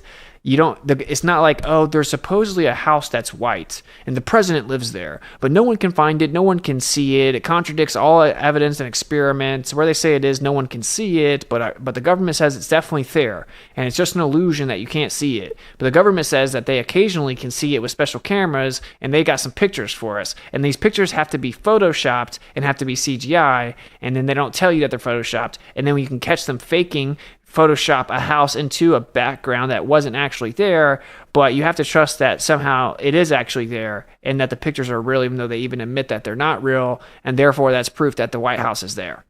It's a terrible analogy. Obviously, what he's trying to say is like, yeah, I've never been to specific places. I can still know they exist. It's fundamentally different. It's fundamentally different. Antarctica, I don't know whether I can't prove a model, but we all have to admit that we either have to trust NASA's word, which is, some people have a right to not trust NASA, or we have to go to space ourselves, or we can admit we don't know. That is valid, and that doesn't make someone stupid.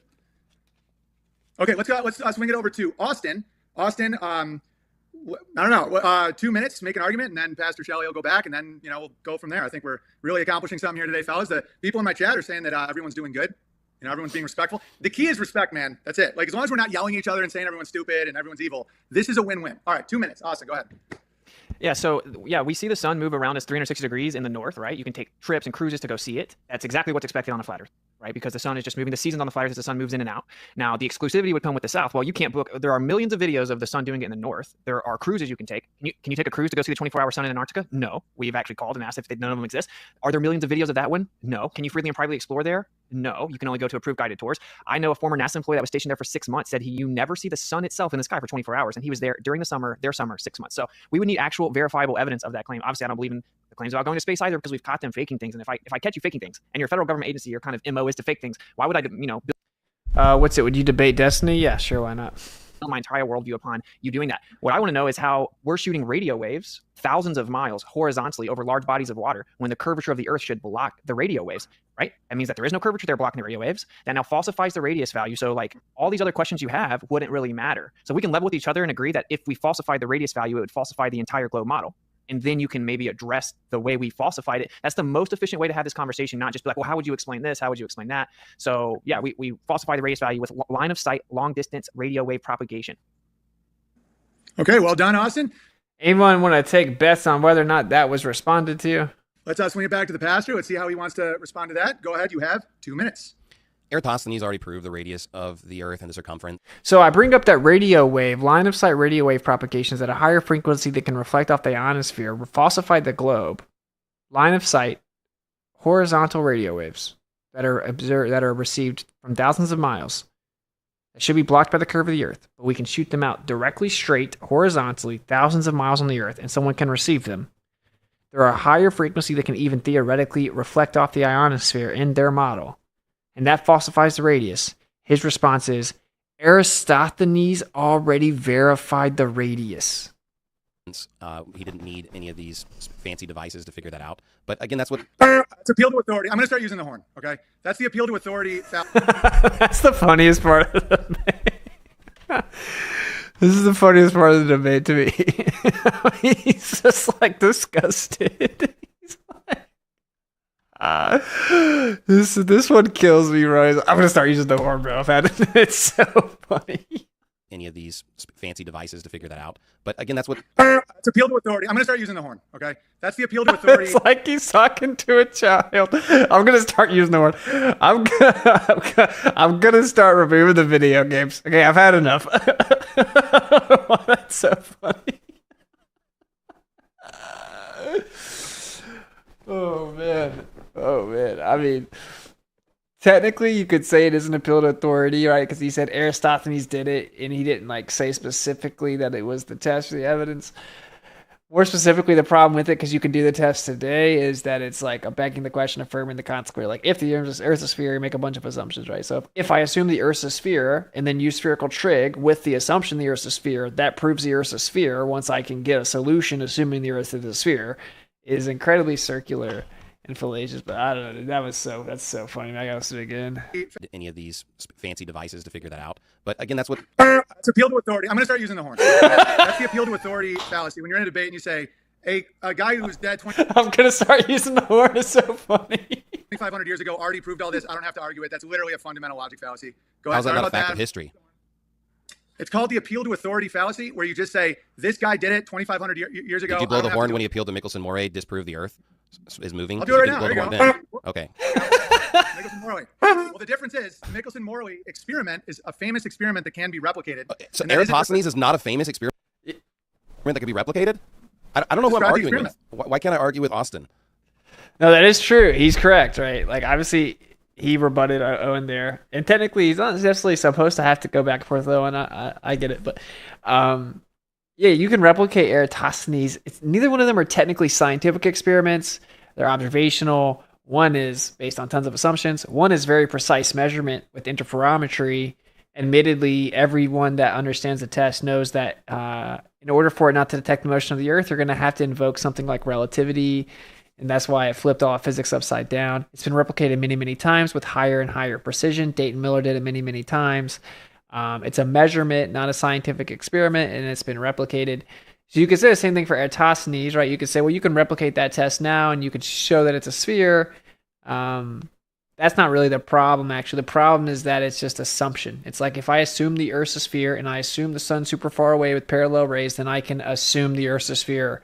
That proves it. And it's just insane. Like, no, a flat Earth, the local light source, you can do the exact same thing. We've replicated it. Some will say, no, that's only with 2 sticks, not 3. Okay, first of all, Eratosthenes allegedly only used 2 sticks. So you're never going to say that Eratosthenes proved the Earth's a sphere again, right? Because you just admitted that 2 sticks alone wouldn't prove it. It would be the same on a flat Earth. And then you claim Eratosthenes used 2 sticks. So you're not going to say he proved it anymore, right? No, they will turn around and say it again tomorrow. They will say it forever. Goes to show you that people are dishonest. But anyway, they will say, well, when you use more than 2, then it can only work on a globe. That's not true. We've shown that with like 50 nails on a flat table, you can have a local light source. You can take all of those shadows and you can assume a sphere, and you can say that you can give you a circumference, a spherical circumference of a flat table. You can prove the flat table's a sphere using the Eratosthenes approach on a flat table with nails in it, creating the different sticks with the local light source, and say, hey, look, the table's a sphere. It's ridiculous. It's absolutely ridiculous. And obviously we know that actually the sun's in an apparent position anyway, and that they hijacked optics to claim that the Earth is a sphere based on its position. So anyway, let's just keep going. I'm setting the tone. Because you're not being very biased here, and you're not even being fair. I apologize. That's a complete. I apologize. I will take a step back. I will take a step back. You have to. I will not interrupt again. I was just saying that saying Eratosthenes did it is. That's no different than the argument that he made with Michelson-Morley. I didn't blow the horn when you said believing in a flat Earth is heresy. Okay, I've been very generous with the horn. That's not ad hominem. It's my view. It's heresy. It's heresy. So you're in a debate with someone that you believe is a heretic and stupid and crazy. And I did not blow that damn horn. That was the poster that I sent to both of you before the show. I mean, I didn't hide that. I preached that. I can't go back and unpreach the things that I preached. I can't unhonk my horn. So what the best we can do is I'll give you 2 minutes and I'll take a step back. Go ahead. Can I just ask Austin? That's hilarious. I can't unhawk my horn. I gotta say, this is a very telling statement from him. I can't go back and unpreach the things that I've preached. Are you saying that if you accidentally preach something incorrectly, that you would just have to stick by it? That's what it sounds like. Oh, I can't. Oh, I've preached it. I can't go back and unpreach things that I've preached. Yeah, because sometimes things are said that aren't true. Sometimes we say things wrong. We get things wrong. We're fallible. We're people. You can go back and say, okay, remember when I said this in a sermon? Well, it turns out I've learned something new. This isn't true. That isn't true. I no longer hold this position now that I've looked more into flat Earth. Like, someone isn't a heretic. They're just taking a literal interpretation of the scriptures. So it's very telling. The psychology has been exposed. Subconscious exposes people more readily than anything else, where he's basically saying, like, if he said it to his church publicly, he can't go back on it. And it's like, but then Owen says, obviously, he can't unhawk the horn. He made a decent point to Owen. it's not quite the same as Michelson, but it's similar. The difference is that Michelson-Morley actually assumed the Earth was moving and then couldn't find a way to detect it, even though they tried. As it's if you actually do the test void of assumption, what the result shows that the Earth is stationary. To say, look, the Michelson-Morley shows the Earth is stationary, you don't have to make any assumptions at all, right? You're just like, okay, let's measure motion. Okay, we didn't get motion. We didn't detect motion. What does that mean? If you set something up to detect motion that you know for sure 100% is capable of detecting motion, and then it doesn't detect the motion, what does that mean? It means that the Earth is stationary, right? So, Austin, what was the first point that you brought up? I just want to remind myself. You just diverted away from the radio waves. So the radio waves falsify the radius value, and we want to talk about everything except for the radius value for some reason, but that's what always happens.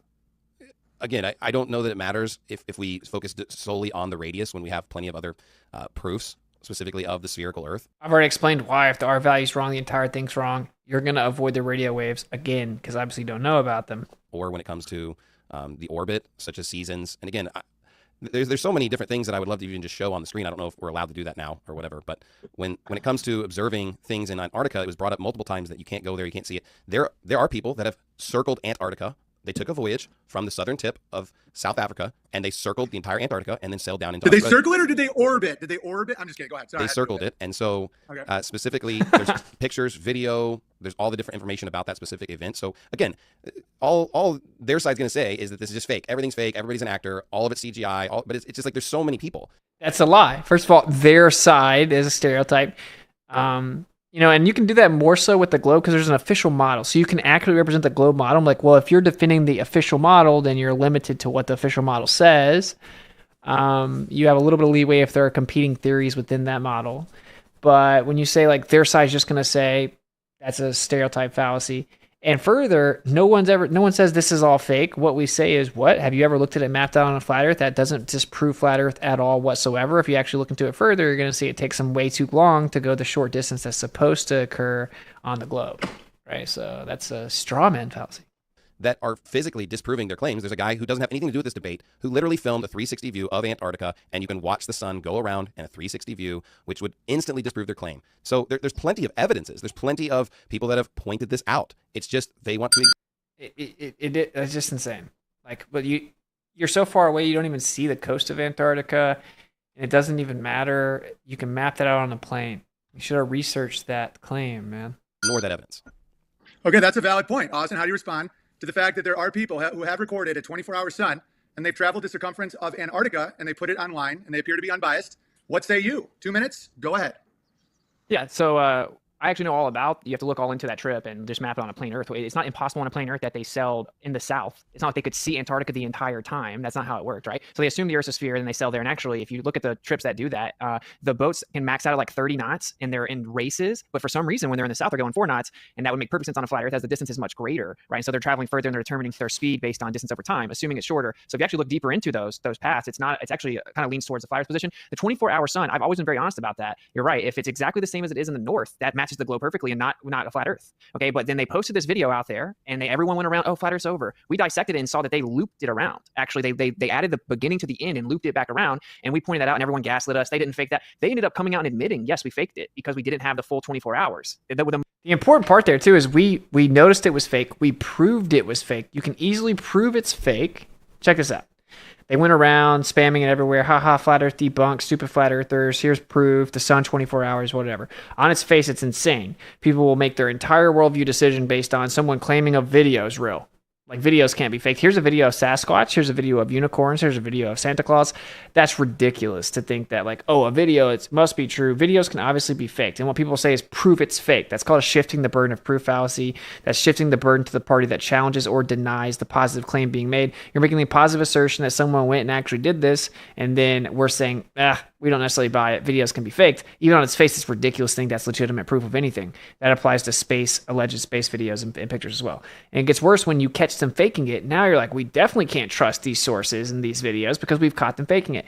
So what we did was we dissected it because Platter was like, this shouldn't happen. So this isn't adding up. So let's look a little bit closer, right? And so the globe earthers like, this confirms my bias. I'm just going to believe it. Ha ha ha. Didn't even look at it. Flat earthers, being skeptical people, actually looking for truth. They're like, this isn't supposed to happen. Why haven't there been more videos? Why is it all of a sudden there's a video now that flat earth's become popular? This is sketchy. So we look into it a little closer. We notice that the video is faked because you can prove it's fake because you see the exact same cloud formations over the mountain. And then as it supposedly tracks the sun 360, it comes back around and they take the beginning of the video and put it on the end to make it look like it was a full 360 24-hour live or video. But it wasn't. It was identical clouds. So you could prove it. You can just overlay them. Clouds aren't literally identical as they move through the sky, the exact same formations for hours and hours and hours, 24 hours apart, obviously. So we pointed out this is clearly faked. Almost every globe earth proponent on the internet said, you guys are insane. That's not true. It isn't fake. You don't know what you're talking about. The clouds don't even match. They just look kind of similar, whatever. And you can prove they're identical. It's the exact same frame. You can literally overlay them. But they gaslit us, said it's not fake. Then they came out and admitted it. So my point is the globe earth proponents wouldn't have even admitted it was fake with the evidence in front of them that it was fake until they came out and admitted it and they had no choice. Think about how insane that is. So you guys do that with everything. It's like we see them, we catch them faking stuff, dropping stuff in the ISS, but NASA hasn't come out and admitted that they faked the ISS, so then it can't be fake, and then they gaslight you, and it's weird. It's like, how did people not learn from their mistakes? Like, you have such a bias, it's weird. Most popular one with a little watch on the ground where they go around, they got clouds in the sky with the mountains, was admittedly faked. And then we caught them faking another one, and there's only a couple that have ever been put there. All the government cameras that are out there, none of them get 24-hour sun. I said that backwards. The one with the watch is the second one that we also caught was fake. The sun's clearly transposed, not real. The rays don't change. The sun goes away, can't even see it for the full 24 hours. They've clearly done a lot of editing to the video as the words go behind the mountains, whether you think that it has to be layers or not. It's been edited. And that was one of the second ones that came out after the first one they admitted was fake. In their video, they have to shut it down conveniently 8 hours a day. So there's actually a pretty gross lack of evidence for that. Okay, I will hit back a little bit. One thing, a compelling argument against flat Earth is how many people would have to be in on it. So all the industries, all the people doing these videos, all the people doing the cameras, how would that be managed if they are intentionally deceiving? Because that is something that is a valid point. So if you have Pastor Shelly saying that you have people that go there and do this stuff, and then the answer is they admit they lied or they're caught lying. When that number gets big enough, how are that many people lying and deceiving, and how is that managed? And that just seems like a nightmare to manage. So Austin, what say you? Or no, we have to, that's just a follow-up, then I'll kick it back, but I'm trying to be unbiased. It's a valid thing. How are they faking this? How are they deceiving? How would so many people be in on it? Yeah, so most people believe the So to be fair, Owen is now also like pressing me on my claims and my answers like he was to him. He's clearly trying to balance it out. So people are like, wait, why are you going against him? Whatever. Like, well, now he is pressing back against my claim. So I will say some can argue that moderators shouldn't do that, but people get so caught up in how he was acting at the beginning, certainly after they tried to like smear us.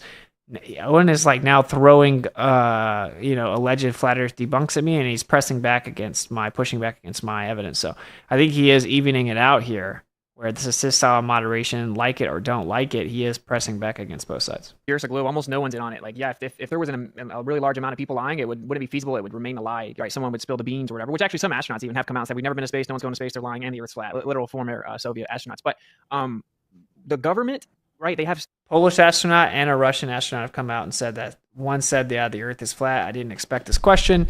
And then the globe earthers just claim he was joking and then lie and say he's admitted he's joking. He's never admitted he's joking. They just claim he has. That's weird, huh? Why would you have to lie again? So yeah, former astronaut literally has. They're like, why has no astronauts admitted it? A literal astronaut did come out and admit it. Oh, he's a quack. It doesn't count. Oh, he's just joking. I promise. Then there's another astronaut came out and said, I guarantee you anyone claims that they're going to space is lying. You can't go to space. And same thing, they just say, oh, he doesn't count. Whatever. He's a quack. They discredit him. So it's just funny. It's like, you're telling me not even one astronaut would come out? Yeah, here's two of them that came out. Oh, they don't count. So the truth is, you're not actually looking for the truth. You're not actually thinking, wow, man, maybe an astronaut will come out. Because if you saw an astronaut come out and say that, you'd be like, this is crazy. Instead, you're like, oh, I just don't think that you'll ever have an astronaut come out, so I can say that it's a safe bet. And so then when one comes out, you're like, well, that doesn't actually mean anything to you because you weren't actually meaning what you were saying, right? Like, it's such a weird game. They have compartmentalization and NDA. So when it comes to NASA, I know NASA employees, they don't know anything. They just do their job. The amount of people that would actually have to be lying about this is a very small amount. No one doing the satellites would have to be lying because they put it up. They assume that the Earth's a globe when actually it's just a transform over a plane, et cetera, et cetera. And we can get into all the technicalities, which is what Projection. is needed to fully understand it. But long story short, It's not a transform, it's a projection. Transform is coordinate systems, projections are maps. if I found adoption papers and said, look, man, turns out that those aren't really my parents, and I came told you my whole life's a lie, I was adopted, and then you say, but wait, is everyone in the church in it? Is everyone at the school in on it? I'd be like, no, man, they believe that those are my parents. Most people just think there's a globe. Most scientists try to explain it within that assumption. The amount of people that would have to lie are very, very small amounts of people. Antarctica is very restricted, and then you get into the government compartmentalization, astronauts sign NDAs, all former military intel, et cetera. So it's incredibly feasible that just a few people in the government with NDAs would lie about the small little job that they do. Almost everyone else just believes the lie that pushes it. And specifically when it comes to the Antarctica thing, right? Like the dude they came out and admitted they edited the video. Maybe they went there, they weren't able to get 24 hours. The sun went behind clouds, the sun set. They were confused. They weren't able to see it, whatever, but they wanted to still publish it. So they put it out. They said that they just did it for convenience, but then they never dropped the full 24 hours.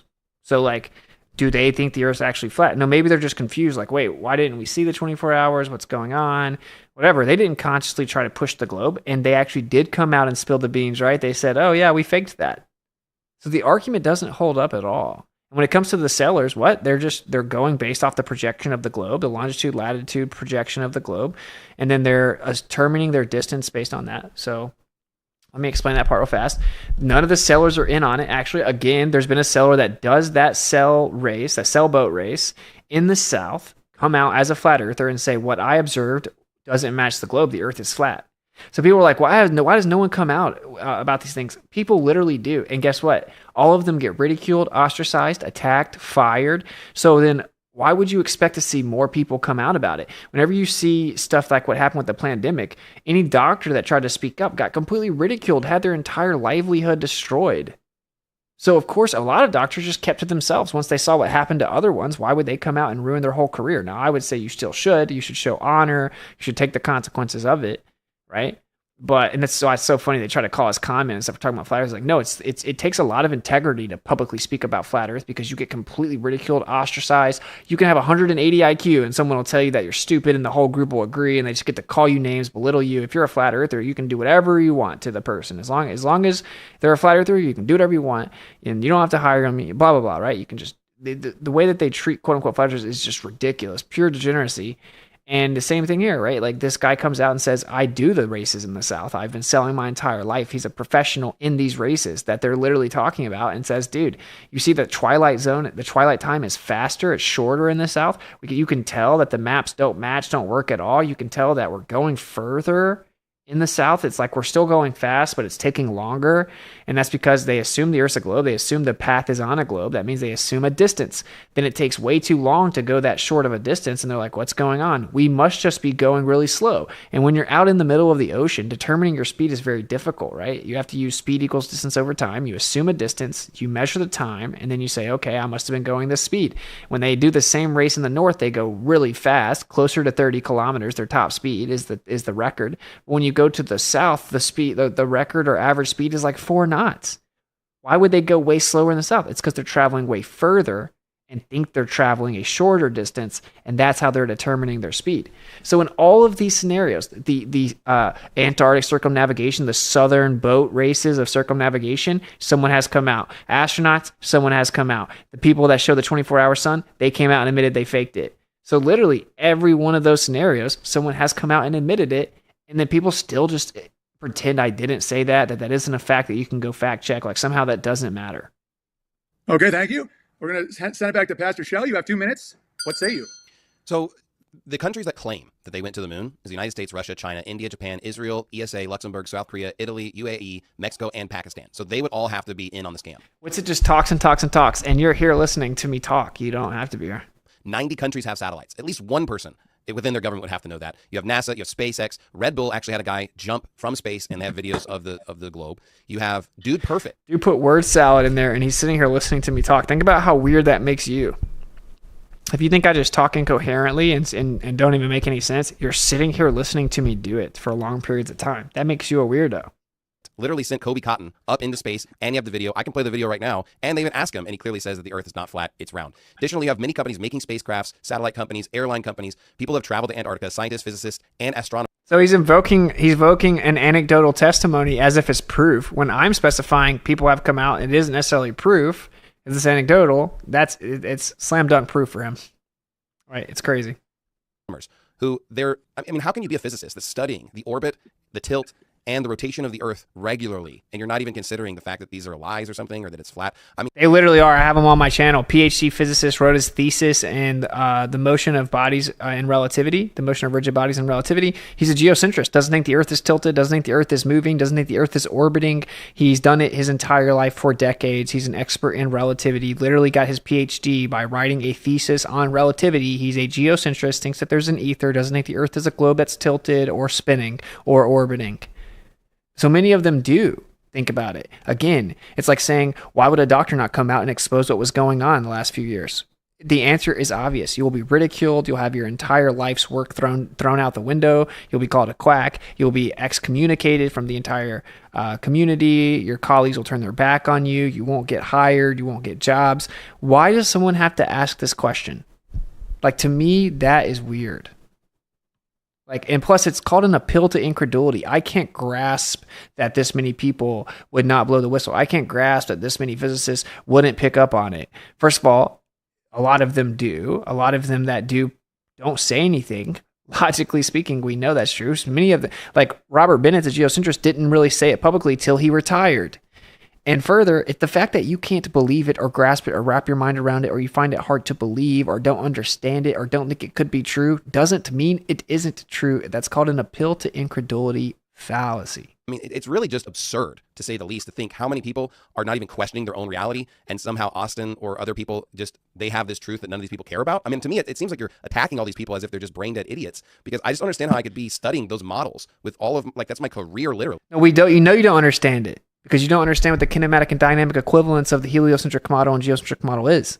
So you wouldn't understand that they could study it the whole entire time, make all the observations, and know, well, yeah, this is exactly what we would see if the Earth was stationary in the center, or we've made a model that says it's going to look like that, but it's actually not true.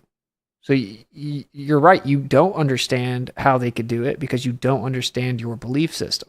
And I don't get it. He brought up this adoption paper, but here's the thing: all you would need is one person, one of these satellites, one of these individuals, go up and take a picture of the Earth being flat, and then okay, we have tons of pictures. And look, we just need one. Remember what he said? We just need one. So all the high altitude balloons, I guess they don't count, but hey, we just need one. I'm going to play them a little longer. I just want you to remember, I'm going to go find it. We just need one picture from one of these satellites that shows the Earth's flat. Just remember that. Okay, maybe you have some evidence. You don't have any evidence. Specific. You just need one, and okay, maybe you have some evidence. You don't have any evidence. I'm going to do a quick follow-up. Pastor Shelly, do you believe that the climate change models are true? I think it's theoretically possible that there might be a slight elevation or decrease in the temperature globally, but that it's insignificant and that all of the propaganda attached to it's a lie. So I'm actually going to give Pastor Shelly some props here, though. I don't know if he's going to watch this. Probably not. If so, I don't know if he'd make it through this. I wanted to watch his recap. No way. We don't have time at all. But I'm going to give him some props here. My genuine assessment of him is he's actually acting in good faith, right? Because when Owen is asking different questions and stuff, he could be like, dude, why are you bringing up separate questions? Why are you pushing back? But he's just answering them.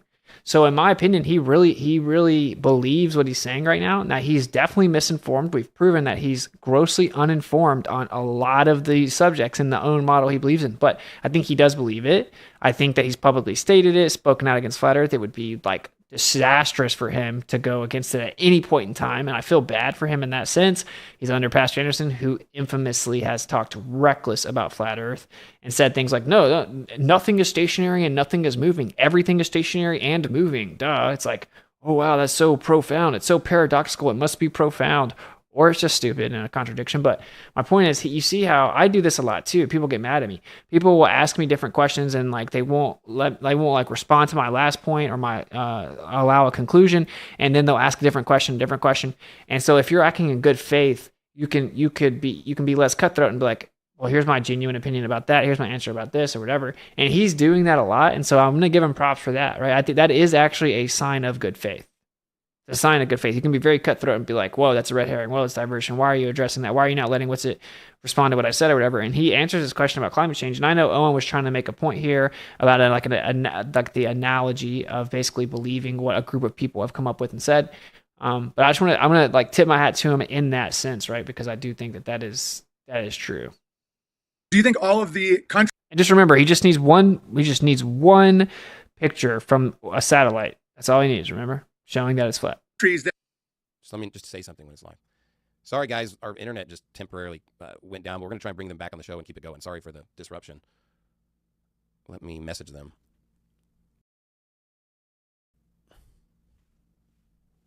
I just want to, the follow-up was on climate change models and how many countries have to be in on it, because the point you made was about that. And also all the other parts of the Bible, because you made the claim that it's heresy to believe the earth is flat, and then you have, Job 38 about, that we're on a seal of clay and all that stuff. I was wondering what your comments are with all the descriptions of the earth in the Bible that are not a ball. And is it a debate? Like, is it a debatable thing, or is this a... I'd love to talk about any of those. Oh, go ahead. I'm not an expert on any of this stuff. I'm a Bible almost illiterate. I'm just following up with Job 38 about that we're basically on a seal of clay. Like, how does that fit with yeah, I don't know if my production can pull up that graphic too, but there's this chart I've seen, and it says graphic too. It says like the flat earth Bible verses, and it says it's like 200 different references, and they kind of... People always bring this up, and I'm going to throw this out to flat earthers, bro. Don't post and share things like this unless you've personally fact-checked every verse. Some of them are reaches and misunderstandings and aren't actually proper, and it discredits the rest of them. It makes no sense. There are so many verses that specifically say the earth is stationary, topographical plane, enclosed in a firmament, waters above, water below. Don't reach and say that certain things prove the earth is flat when they don't necessarily do. That's terrible. I hate when this happens. It allows this guy to not specifically address what he's saying and say, yeah, see these 200 verses, and then pick out which ones he thinks he can disprove. And a lot of times they're not wrong. Greg Locke did the same thing. Instead of addressing actual arguments presented by his opponent, he got to bring up a poster and say, oh, let me pick and choose and debate someone else that isn't here, whoever made this poster. So that's just a piece of advice. Appealed all these different things. It's pretty small. You might zoom in just so they can at least see something. Scroll up maybe a little bit.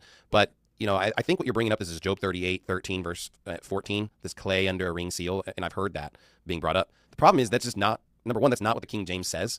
I don't even know what version that would even potentially appeal to. And even additionally, the second reference here, Isaiah 40, verse 22, is bringing up the Dead Sea Scrolls. The Dead Sea Scrolls doesn't even say disc, it says circle. So I think that there's probably some misinformation when it comes to verses and how they fit to this particular model. But we can pull up. King James says, it is turned as clay to the seal, and they stand as a garment. Yeah, so in Job 38, verse number 13, I want to make sure. That's 14, I think. I think it's verse 14. Yeah, okay. So it's in verse 13, it says that it might take hold of the ends of the earth, that the wicked might be shaken out of it. It is turned as clay to the seal, and they shall stand as garment. Now, in verse 14, it says as clay. The word as is an indication in the modern English language of a metaphor. So specifically, it's not bringing up something that's literal here. And actually, specifically, it's a simile. The clay. Of course, but the earth isn't literally clay. The metaphor is that it's a seal to clay, but the shape, it would be a circular plane. Yeah, like it uses the simile as, or an analogy, to describe the shape. It takes shape like this takes shape. What in the world kind of argument is this? Well, clay can be formed into any shape. You can have a spherical pot. So what, dude? It says pressed under a sill, dude. Clay is just simply going around and again, my hands, around the ring that's spinning specifically. But you can shape that clay however you want. It doesn't prove. Yeah, but a seal is. Hey, by the way, anyone that's in my Miswits, if you have the video of the China space station that shows the horizon, like, can you drop it? I'm trying to find it, but it's never a ball. And how do you have an end? Not where it gets all distorted and all that. I'm talking about and spins opposite ways. I'm talking about like where it's flat. On a ball, like how the ends of the earth, the corners of the earth, sure. These things are, and I'm no expert, not in a religious debate, but like those words, if you're going to take hoog and the circle thing, sure. There's no end on a ball. And then the metaphor of a seal is never a ball. And so, is it a debate? Is it an opinion, or is it heresy to believe that is a reference to not a ball? Well, again, my view of heresy is just something that's wrong. But when it comes to... Okay, cool. Oh, that's good. Cool. When it comes to specifically what you're bringing up about the end of the earth, if we go to the coast, that's the end of Florida, or that's the end of the continent, right? So when we're talking about Earth can mean a few different things. Earth could be the entire planet. Earth could be just the dry land. It's described in Genesis chapter 1. Or Earth could refer to the people. And I think a lot of times the argument is missed because people are attributing the wrong definition for the word earth when it's used. So when we talk about the ends of the earth, we're talking about the corners and the edges of dry land as they basically end for a continent. So of course the ends of the, and we could look up tons of references of ends of the earth in the Bible, and it's very clear, talking about bringing people from the ends of the earth.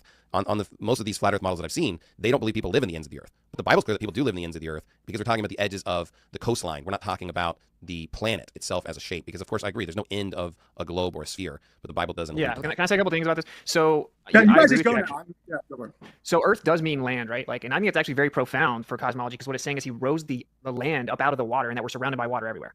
Directly antithetical to what they're claiming. But just to clarify, right, 38:14 specifically says the Earth takes shape like clay pressed under a sill, and then its features stand out like garments. It's just like how they would seal letters. Kings would seal letters, and they would put their clay, stamp it down, seal the letter with their emblem or their crest. It's very specifically saying that it takes shape like that. And it says there's waters above. It says there's a firmament. It says that it's like molten looking glass. It says many things. This is basically, to say that it's heretical would be saying that the prophets were heretics. The prophets clearly thought that Hebrew cosmology was true.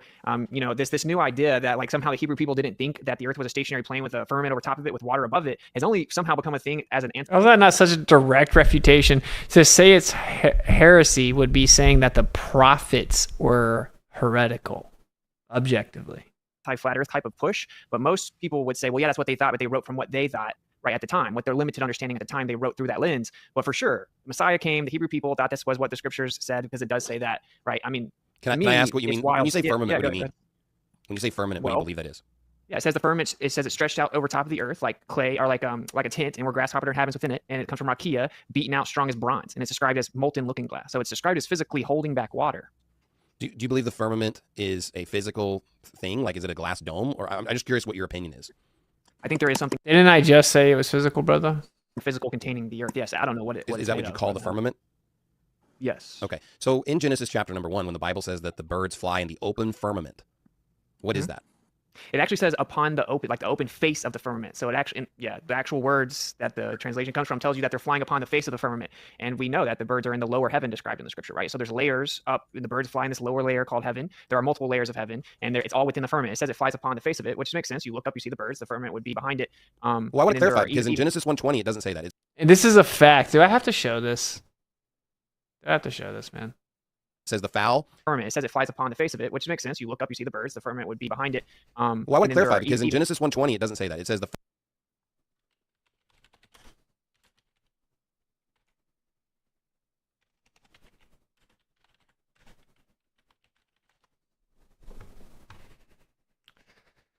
I guess we have to do this.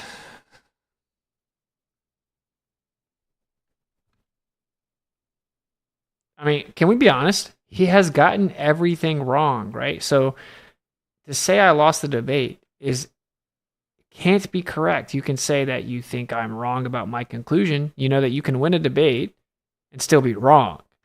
He has been wrong about every argument. And I didn't get to directly refute all of them in the debate, but I'm doing it right now. There's no question about it. Okay, look.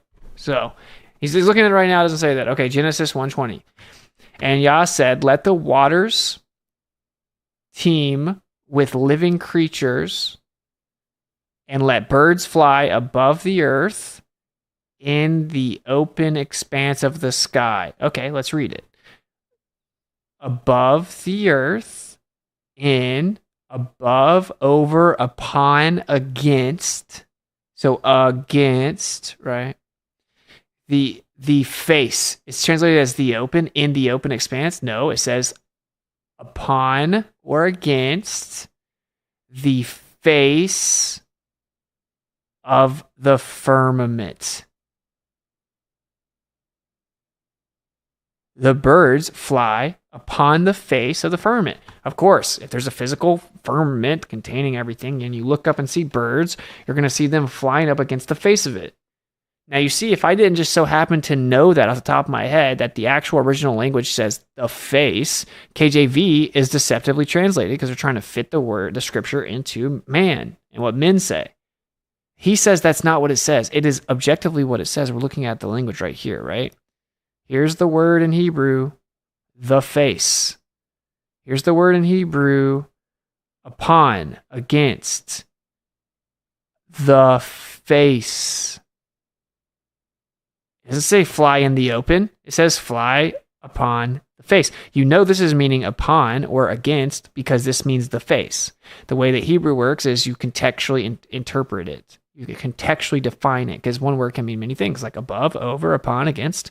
This is saying, I can't say anything other than upon or against the face of the firmament. It's saying the firmament is physical. It has the face of it.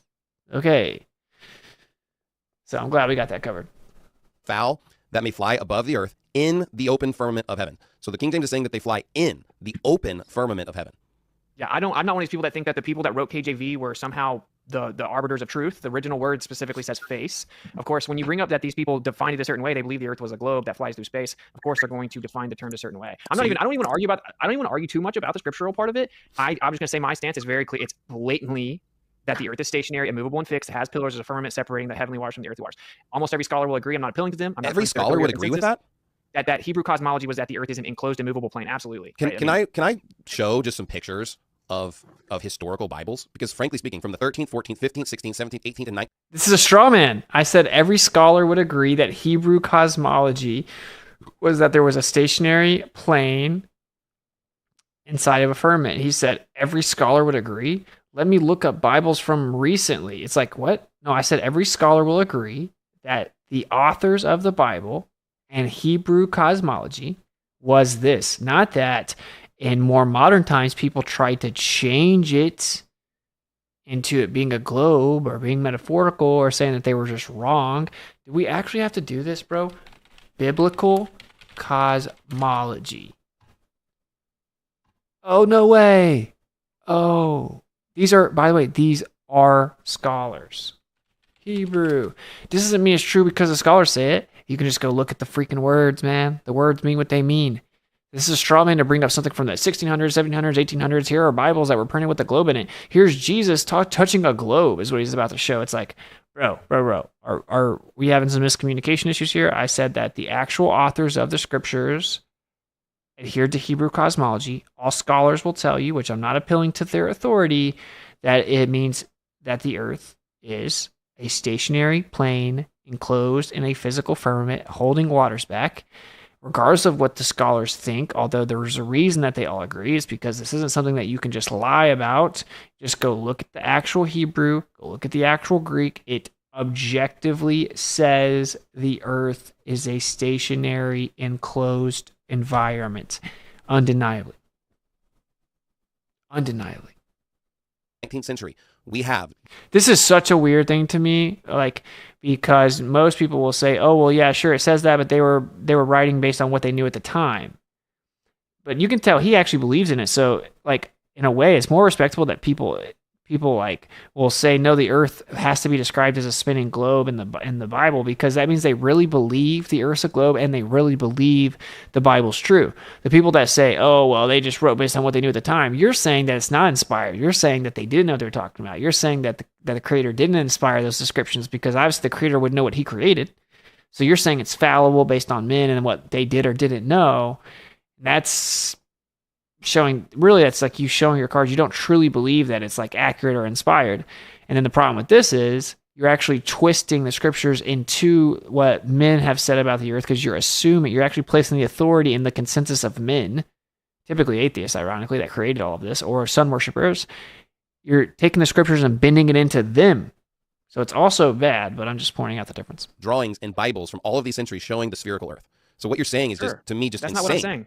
That's not what I'm saying. Is all of those people would have told you, yeah, but the Hebrew writers back then, they were writing through the lens of what they knew at the time, and they thought they were taking Genesis literal to mean that there were literally waters above us that were being held back by a literal firmament, and that the windows of a firmament literally opened up waters, and that the earth was immovable and fixed. Who are you quoting saying that's what that? I mean. Because the Bible's talking about clouds. When it talks about the firmament, and you can actually compare Proverbs chapter number 8 with Genesis chapter number 1, and it's clear that in day 2 of creation, God created the atmosphere, which is what's the firmament. Firmament just means space or expanse, and it's just talking about how. Okay, it's just so hard. It's like, no, man, rakia comes from the root word meaning beaten out strong as bronze. It's an expanse that's beaten out strong as bronze. It's solid. It holds back physical water that was opened up and allowed water to fall in the flood. And it's like molten looking glass. It is stretched out as an expanse that was beaten out tough as bronze, and shows the handiwork of the creator over top of the earth like a tent, and we're grasshopper inhabitants within it. That is what it actually says. This is reoccurring theme. People that defend the globe have to misrepresent the truth. And that's me saying it politely. How the waters are separated where clouds were up above the firmament, and there's simply the oceans down below. So you have waters below the firmament, you have waters above the firmament, and the birds fly in between the clouds, which is in the open. What Bible translation do I recommend? I read the Scriptures version, but I like to go to Bible Hub and read all the translations. Firmament. That's what the Bible teaches. That's what everybody that I've seen write about and talk about have seen, and that's what the pictures that I could show, right? I could literally show tons of pictures of people with the spherical earth in Bibles from the 13th, 14th, 15th, 16th, 17th, 18th century. So are all of those people, like I said, those people not believing in the spherical earth? You're straw manning what I said. I didn't say I didn't believe in a spherical earth. Okay, what I said was that the scriptures specifically say that it's not a spinning spherical earth, and that the people Wait, that I want wrote to it, the clarify. You're prophets saying and you the believe the Messiah earth is a all sphere. adhered to Hebrew. What's up? You believe the earth is a sphere? What? No. Why would I believe the earth's a sphere and debate that it's not a sphere? I thought that's Okay, I what feel like you we're just getting a little off track here, boys. Let's Yeah. just, and I'm not taking over. I'm just going to reset a little bit. Pastor Shelly has made a lot of points on Aristophanes. How insane is it that I just pointed out that like, no, the actual authors thought it was flat. And he said, I didn't say that there weren't Christians more recently that thought it was a globe. I said that the actual scriptures say that it's not a spinning globe, and that the authors of the scriptures themselves also thought that. And he said, wait, you don't believe in a globe? I mean, obviously he just misheard me or something. Well, that's just proof he's not listening to me. And I've not heard Austin address that yet. Austin, would you like to, are you familiar with the experiment? Can you explain it? How did Aristophanes prove that we are on a ball Earth? I don't want to let you off the hook on that one. Yeah. So that is like the Wikipedia story of how this was all settled. But when I brought up the falsification of the radius value, he said Aristophanes proved the radius value a long time ago. The way he supposedly did this, because there's only secondary documentation, and the two documents actually contradict each other with different stories. That doesn't really matter because you can go do it now. Anyway, you put sticks in the ground. He used wells, and then there's a different story that they use sticks. Doesn't matter. And then the shadow that's cast from the sun, you can take those shadows, the angles at which the shadows are cast, and you can do the math. You can use spherical geometry to get a circumference. And of course, you get the radius from that. Now, obviously, in order to do that, you must use spherical geometry. So you have to assume the Earth's a sphere, and you also have to assume that the light rays are parallel, right? So the sun has to be super distant where the light rays are parallel, and then the Earth is a sphere to even begin to do the math to figure it out. Also, admittedly, right, that if you can't prove it unless you have many, many other data points, is what the mainstream will tell you. And he only used two. So like Neil deGrasse Tyson, and just to point out how accepted it is in the mainstream, will tell you, obviously with two shadows, it works perfectly fine on a flat Earth with a local light source, which is true. In fact, we've actually replicated it with like 100 different shadows. So long story short, he assumed that the sun was super far away, and assumed there were parallel light rays, and then assumed that the Earth was a sphere to come up with the value, which of course doesn't prove it, because you can explain the same exact observations on a flat Earth. So I don't even know why that's just what like the mainstream story is. So. Yeah, and didn't he believe that the sun was 1 million miles away, not 93 million? Something like that? Yeah, it's a super far away. I didn't even really make it specifically. Pastor Shelly, do you believe in mainstream space, like trillions of stars, light years away? Can we all just concede I directly refuted the claim it proves a globe? Like, I directly refuted it. Like, be honest. Please stop saying that. Like, if the Earth's a sphere, then Eratosthenes determined the circumference. Stop saying he proved it's a sphere thousands of years ago. It's a lie. It's objectively not true. Nuclear explosions. Do you believe in like the mainstream space or a different type of space? I just would like to know what you believe as far as what the stars are, how far away are they, stuff like that. I'm sure that when it comes to our solar system specifically, I probably agree with most main. Oh, someone found it. Man of Stone, what a legend. Shout out to Man of Stone. Go follow him on BitChute if you don't. And we are going to actually show this. Now, just a reminder, he said, dude, just if you actually had one video of these satellites showing that the Earth is flat, then you may have an argument. Okay.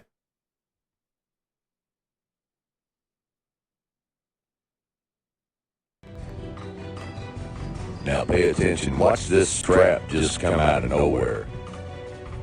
And look at it kind of fade in and out right there, like it's going in the clouds.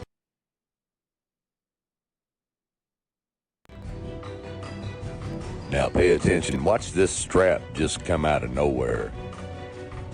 And look at it kind of... Sorry. All right. Now, this is not even what he's showing. Hey, look at that. This isn't even the one, but it's good enough. There's one that's so bad. Hey, does that show the curvature of the Earth, or does it show the Earth as it's flat? I'm just curious. We just need one video, remember? Just one video. This is the Chinese space station. By the way, there's multiple ones. There's ones that are worse than this. But this does make the point. You see that?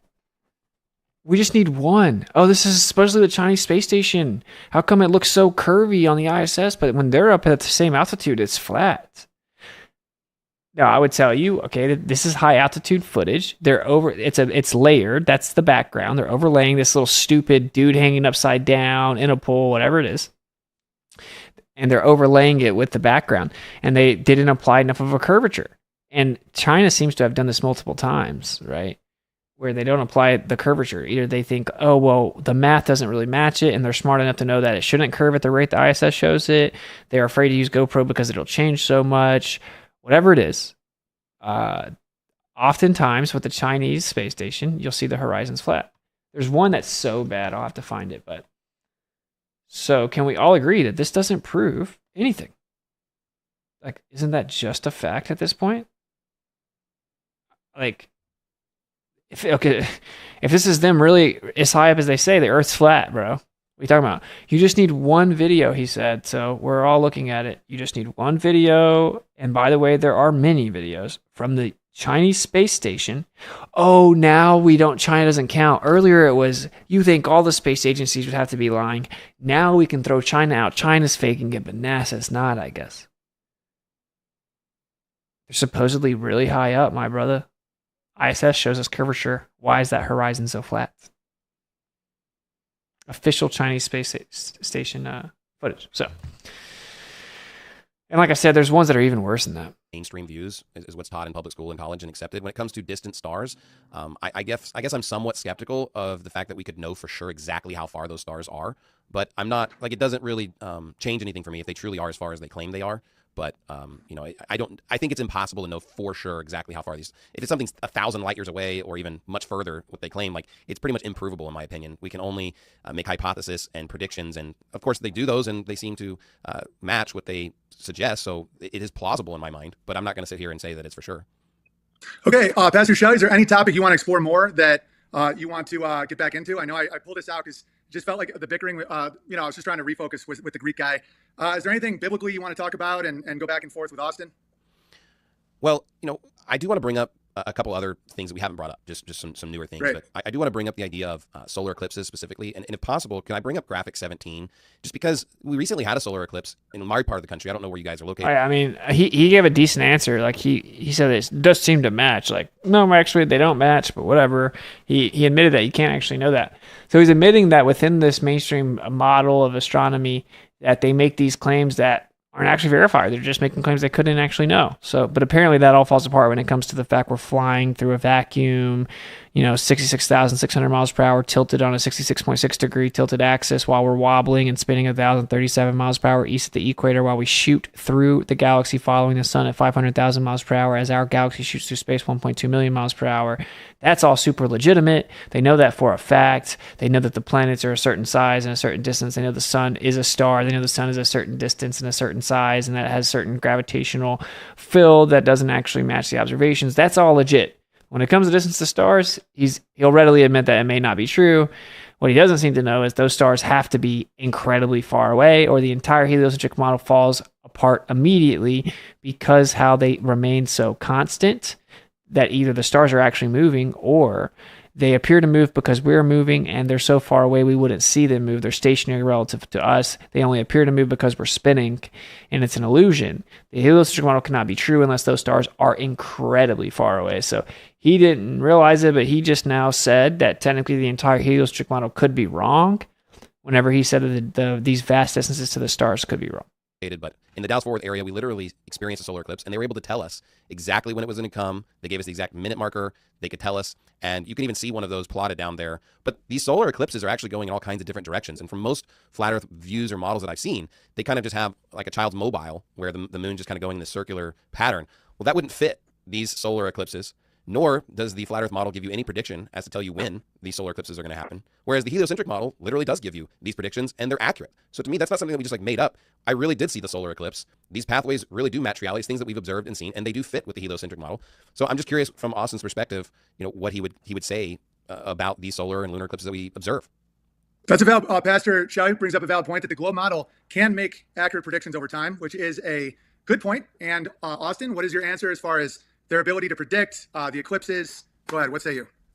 Your prediction gets just real quick. I just want to say I just looked that up. It says the Earth in the open, expansive space. It says upon the face of the firmament. Like I said, everyone can look that up. But eclipses, that the prediction of eclipses aren't exclusive to anything to do with the globe, right? It's not exclusive to the Earth being a sphere, nor of the Earth moving around the sun. It comes back, funny enough, in the Babylonians, the Chaldeans, like 2500 BC. You have the sterile cycle that was built upon before that. You can actually go to ADL.place. That's the Anti-Disinformation League, so it's the good ADL, and you'll find all of this mapped out on a plane. We can perfectly map out exactly when it's going to happen on a plane Earth, and the sun and the moon. They have their specific cycles. They even change like relative positions throughout time, and it's just a cycle that repeats. And in both situations, your prediction gets more and more accurate the closer it gets to the time of the eclipse. So actually, if you paid attention, they changed the path or the locations of the path of the eclipse like 3 or 4 times in the weeks leading up to the eclipse, even in like the mainstream perfect model and all this stuff, right? Because it isn't about the model, it's about the sun and moon. They have a cycle that there's an eclipse cycle that we can narrow down over the course of thousands of years. And so yeah, all of that can, like, exactly when the eclipse will be, all of that is exactly the same, regardless of if you think the Earth's a globe or flat, or whether if you think it's moving or it's not moving. Use a specific observational pieces of data that aren't exclusive to either one of them. So it's a misnomer. Everyone can go to ADL.place and you can see it all mapped out and predicted. So is that... Well, that's quite a claim. Let me just do a real quick follow-up. That's quite a claim, and I'd love to be able to look that up like I did definitions, because if they really did change, because I think a globe argument is their predictive ability. Like, it does appear that they have this model that can make accurate predictions over time. And I had no idea. I can't verify this right. Watch this. Watch this. So we're going to use this video here. Check this out. Let me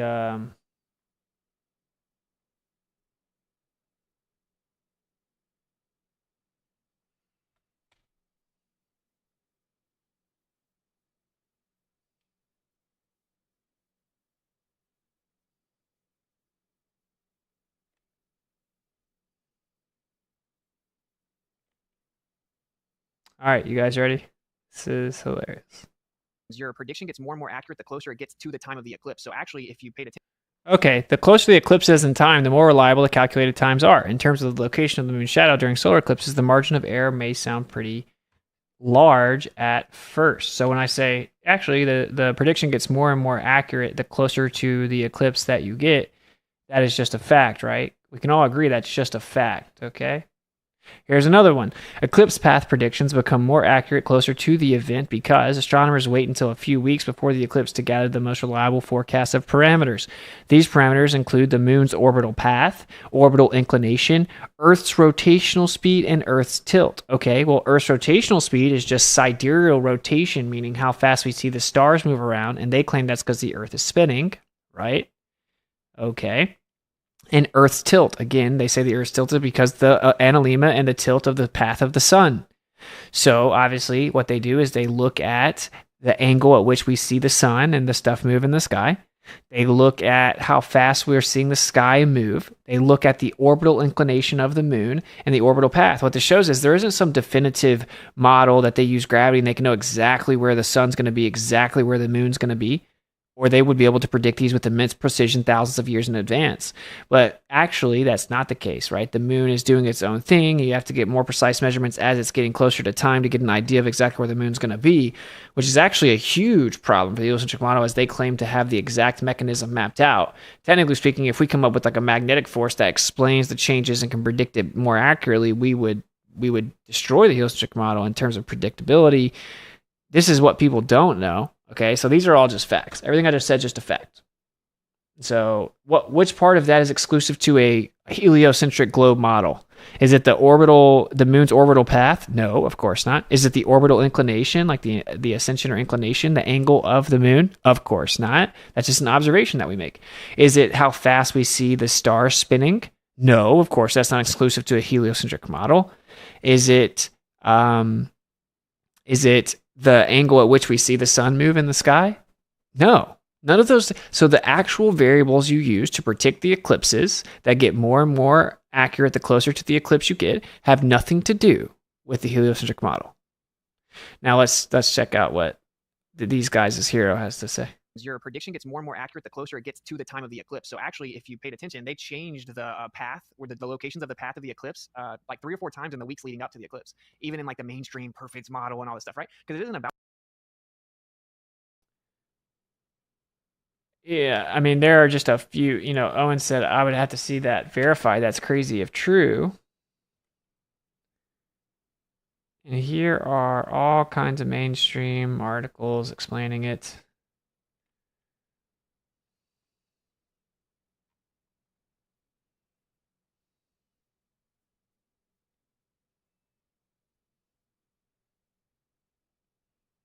The path or the locations of the path of the eclipse like 3 or 4 times in the weeks leading up to the eclipse, even in like the mainstream perfect model and all this stuff, right? Because it isn't about the model, it's about the sun and moon. They have a cycle that there's a What an absolute bastard liar.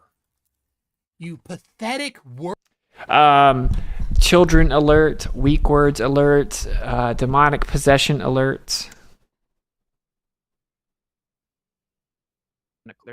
What an absolute bastard liar. You pathetic, worthless, idiot, lying sack of garbage.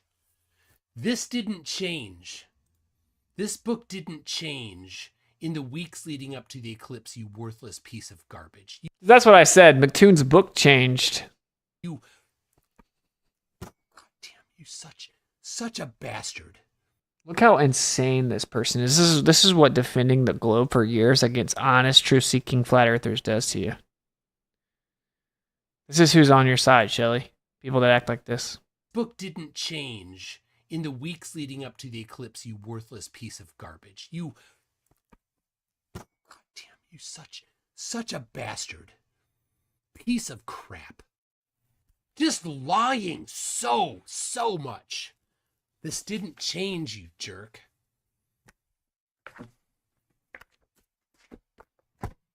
Piece of filth. He just blatantly lies. Austin, you suck.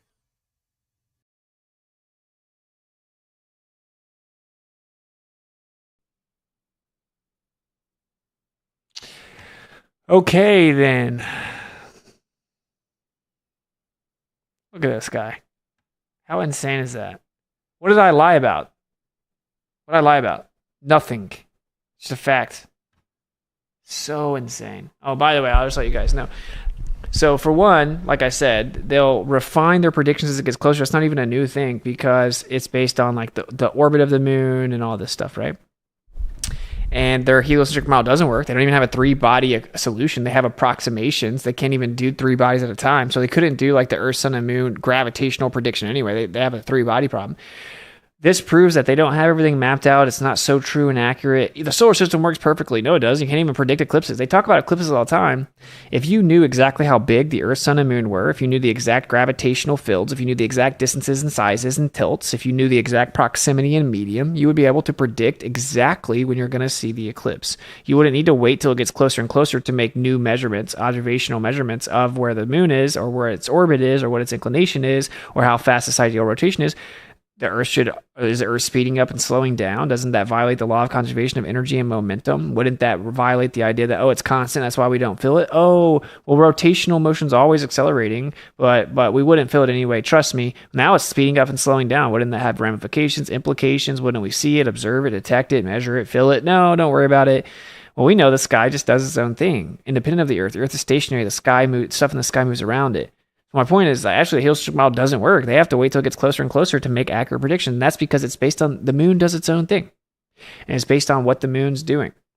Okay, now, that's very fascinating if you actually think about it. Because so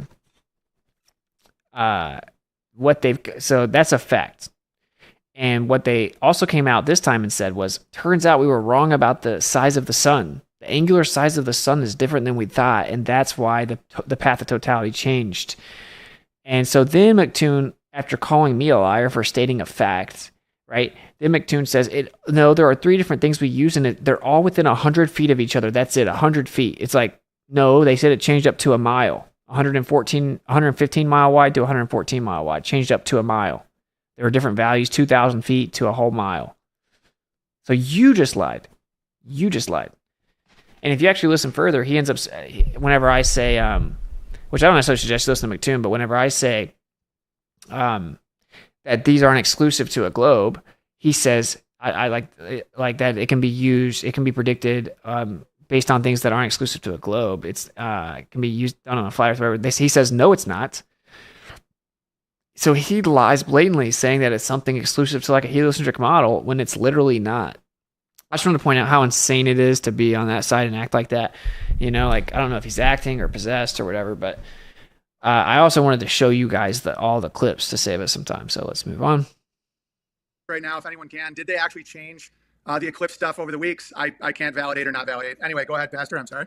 Well, they definitely update things within minutes. They say like, oh, we can predict things within 5 minutes or so. And then as we get closer and closer, they can narrow it down all the way to seconds. So there's a little bit of No, the location and the path of totality and all of that changed. a shift, but they knew the specific date and around the approximate time way Yeah, we can do that on a flat Earth. That makes no sense to think that we couldn't. long ago. In fact, there are charts that can show you specific solar eclipses are going to happen decades from now. Not just Dude, the Saros cycle can go out thousands of years. Like, I don't know what you're talking about. like the next 10 minutes or 2 weeks. They can tell you exactly. But The Chaldean flat Earth civilization can predict thousands of years in advance. It's just a cycle.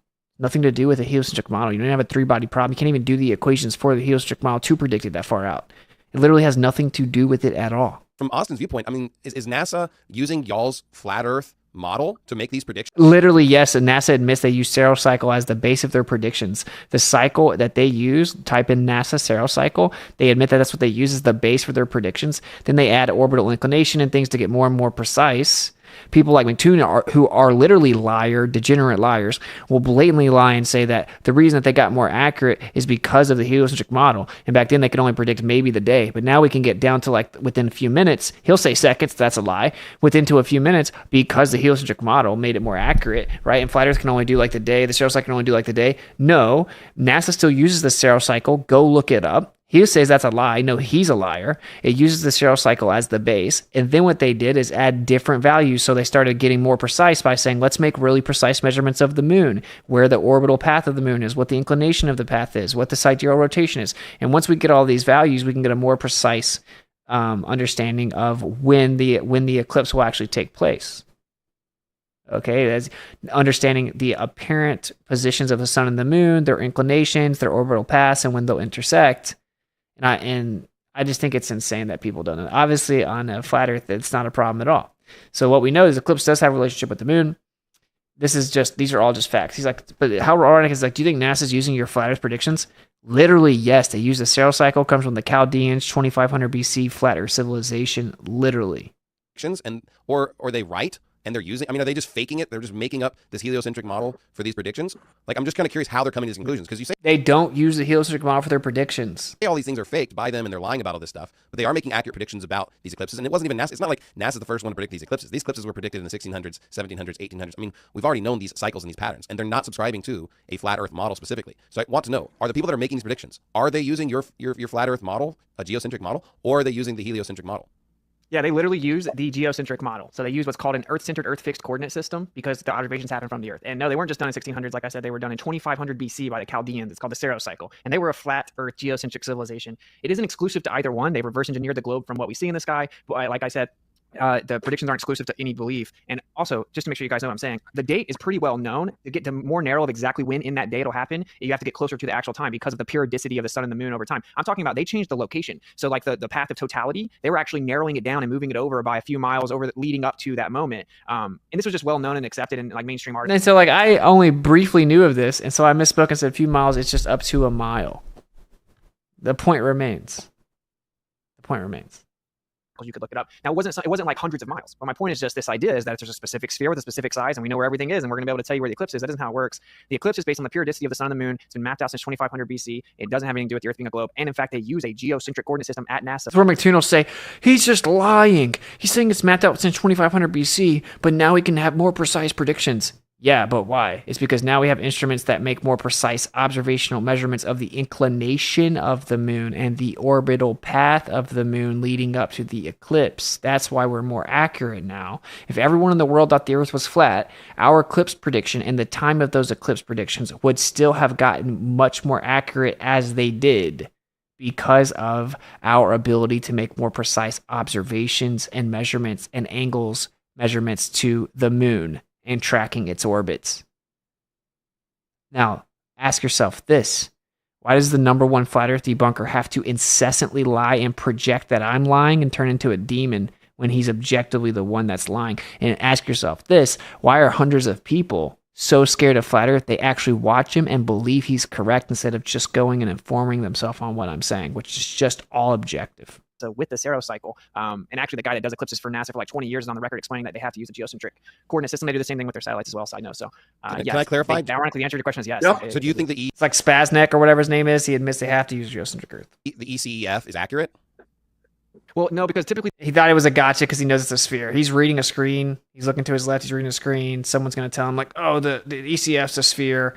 So of course I immediately knew what he was doing. the ECF is using a sphere, right? Exactly. So That was I the don't point. believe Exactly. That was the point I was going to make because someone told me to say it. even a Okay. sphere, but the sphere isn't really required.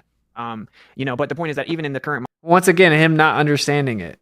The irony. He was like so excited. He's going to slam dunk on me. And it doesn't need a sphere. You just use a projection. You have ellipses on a plane or you have circles on a globe. It's called a projection. There's like hundreds of different ways you can project it. It doesn't mean anything. If the Earth was flat, you could project it as a sphere. Just like if the Earth was a sphere, you could project it as if it were flat. It's just a projection.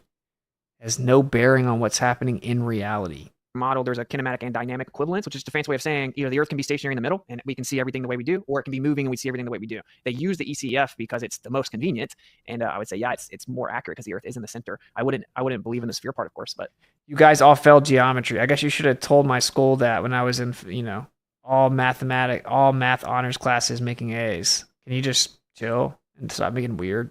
Like, you're making this weird. Since you're so good at geometry, can you tell me, is it a geometric impossibility to claim that there is a direct line alignment of three spherical objects, the sun, moon, and earth, in a syzygy during the heliocentric model's lunar eclipses? But then the sun and moon are both above the earth during the eclipse. Is that a geometric impossibility? While you're at it, since you're so good at geometry, can you tell me what the falsification of the radius value would do to the rest of the model? While you're at it, can you tell me what's the physical necessitation of obstruction, a tangible location of a physical leading edge of a sphere, geometric location? What would that be if the radius value was 3,959 miles? And while you're at it, since you're so good at geometry, can you tell me how you can have three spherical objects and one cast a shadow onto another spherical object and the shadow not become distorted to turn into a circle, then an oval, then back to a circle, creating a S-wave shadow, since that's basic geometry, since you're so good at it? So if you look up the ECI or the ECEF on Wikipedia and you just read what they claim about it, specifically in the ECI article, it'll say that ECF is fixed in respect to the Earth's surface and its rotation, and then rotates with respect to the stars. And specifically, the ECF model is using the coordinates of a sphere to calculate these specific items. So I think it's crazy to me for you to appeal. I just explained that. It's just a transform. The coordinate system's a transform. The projection is you can project it whether it's flat or a globe. To the ECF, which is using a sphere as its mathematical calculation, and then claiming that somehow that it would be a flat Earth. I mean, that doesn't even jive. If they're making these models based on Anyone want to take side bets? The guy said that we failed geometry. Won't answer any of those questions specifically at all. a sphere and they're accurate, I still don't see from your viewpoint or your worldview how they are coming up with these accurate models. It seems like you're cherry picking. Man. I didn't What's the straw say man? that it was. You asked me if they use a geocentric model. I said, yes, actually they do. And in fact, they use a Sero cycle. It doesn't matter if you think there's a sphere or not. It came from a flatter civilization. I answered your question. I didn't say that was evidence that it's flat. I said that it's a geocentric model. But to answer your question succinctly, you can do it either on a plane or a globe. It's just what's called a transform. So it's called a projection. I mix those up all the time. It's a projection. The transform would be like the coordinate system. Is the Earth in the center? Is it not? Is it moving? Whatever. You could transform it. You could say, oh, the sun's in the center. Or, oh, there's a place called a barycenter close to the sun that's in the center. Or the Earth's in the center. You can move coordinate systems around. Projections are, is the Earth a sphere? Is the Earth a plane? You can do either projection. They're equivalent. They're equally valid. They're just projections. You could do more than flat and globe. You can do dozens of projections. There are many of them. it's just a projection. It's a transform, and it would be an ellipse over top of a plane, or you would have the circles in different directions around the globe. Okay, so you can transform. Although technically, if you take it from one projection to another, you kind of are transforming it, right? But whatever. A transform is typically a coordinate system, projections, or maps. That, just like you can transform satellite trajectories, and then you just have all of basically the flower of life over top of a plane. So what a coincidence, a geocentric plane would have all the planets moving in perfect, flower of life trajectories. Same for the sun and the moon. So like I said, this is not exclusive evidence either way. Yeah, again, I don't. Okay. You notice how flat earthers can always say that's not exclusive evidence either way, or that goes in the globe and flat earth basket, but globers can never concede on anything? Oh, go ahead. I don't feel like that answered the question because my question wasn't necessarily centered around that particular. They specifically answered your question. You said that they use a sphere, and I explained that that doesn't matter. It directly refuted your claim. Nuance. It was more on the idea: are they using a geocentric model? Which again, like they're using. Yes, objectively. I just explained it. The word geocentric is in reference to something, right? Geocentrism is different than just saying Yeah, it means Earth-centered. It means the universe has the Earth in the center. That's what geocentric means. something's geocentric. Geocentric just meaning that you're focused on the Earth specifically. But geocentrism No, geocentric means Earth in the center, Earth-centered. That's what it means. is the idea that the Earth is not moving in the solar system and everything's moving around it. Those are two different points. So when it That's what fixed means. Earth-centered, Earth-fixed. If the Earth is in the center, geocentric, it has to be stationary. comes to your viewpoint, just because they use the word geocentric doesn't mean that they don't believe the Earth is moving. In fact, the model is based on the Earth moving specifically. So the ECF Did anyone bet that he was going to answer because he said you guys are smarter than all the scientists? Couldn't address any of the geometric refutations. It's funny. I think you failed geometry, and I think that Globers like to project that they were really, really bad at math, and really intelligent people are really good at math, but would never flex it because they think that's super lame. is based on the Earth moving and it being a sphere. So to me, your answer would be that they actually are using a heliocentric model, even though obviously that word is used twice. So I don't think that you're understanding the question that I'm asking. All right, you're saying I'm not understanding it, but you just made the claim that the Earth-centered, Earth-fixed coordinate system is about the Earth moving. It specifically is not. It's based on the rotation and the orbit of the Earth. It's literally not. Yes. No, it's based on a sidereal rotation. You believe is the Earth is same. You just Earth-fixed coordinate system, and moving around it. It's then transformed into an Earth-centered Dude, I mess up in the actual stream. inertial frame, which tries to begin to make corrections for the spin. And it's so bad to have the seasons taking place every 24 hours. Okay, so the fixed coordinate system is just that, and your model still, man, is because of relativity, everything occurs on the Earth as if the Earth's in a state of rest. From the Earth, it's always going to look like we're stationary. So to map everything, you just treat it like it's stationary. Motion is relative. Sorry, you're breaking up. Austin, your audio is getting a little clicky. We'll come. But that model is specifically based on the rotation of the Earth. So It's literally not. It's called the Earth-centered. Sorry if I'm too close to the mic. It's called the Earth-centered, Earth-fixed coordinate system. Dude, it's specifically about the Earth not moving and the stars moving around a stationary Earth. That's what fixed means, bro. silly to me to then make some kind of a geocentric argument or geocentrism argument. When it comes to the circle of the Earth, I believe that means. And think about it. Like, if he kept that same energy and he realized he's wrong, is he now going to admit that it is evidence for geocentrism? Of course not. Sphere, but even if you took it as a literal circle, the outward crust of the Earth would be a circle. And of course, God doesn't sit in a two-dimensional world; He sits in a three-dimensional world. And I have a few pictures, if we want to show them on the screen real quick. But there's a lot of Bibles. Okay, I'm about to have to move. I'm about to have to wrap this up. So it's so late already. That literally have Jesus Christ sitting on the sphere of the Earth from the 13th, 14th, 15th, 16th, 17th century. We could show. I think they're around images 55 and plus. But if you want to show any of those images, you can show all kinds of measurements. Where he's measuring cartoons of Jesus or God. Well, you're not even supposed to make those. That's your argument? This is him using a compass. How does this help you? The sphere with a compass specifically. I think there's one that actually even shows him sitting. Yeah, go to image. Oh, look. The Catholics make cartoon images of the creator they're not supposed to make and claim the Earth was a globe. That should pack it up, boys. Back it up. This totally addresses the fact he didn't understand what ECF meant. 80 or 62. Image 62. Yeah, here's him literally sitting on a sphere. And again, some of these are, obviously kind of symbolic or metaphoric in a sense, but at the same time, for like centuries now. There's lots of evidences and proofs of Christians believing in a spherical Earth. Are you back? Appeal to consensus. Believed it was proclaiming Christianity. You don't. Because the Mughal nation adhered to Hebrew cosmology. That's a fact, right? So to invoke like 1600 interpretation, of course, the globe had started to, kind of take over parts of the Earth, actually, not all of it. But so that's all I was saying is that the actual authors of the scriptures adhered to Hebrew cosmology, and that's pretty undeniable and actually not even disputed in the academic world at all.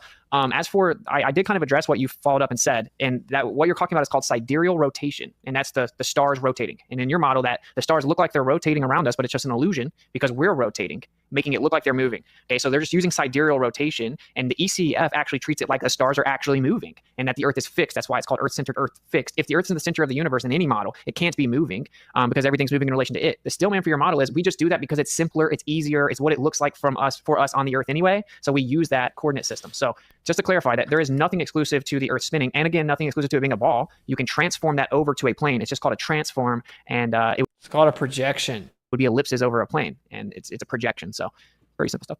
So does the stars move in the sky? What'd you say? Do we observe stars moving in the sky? Yeah, we see the stars move in the sky. Yeah, and you think that we don't? So then your explanation of the Earth-centered, Earth-fixed would make no sense because the Earth-centered, Earth-fixed is saying that it's in the exact same position all the time.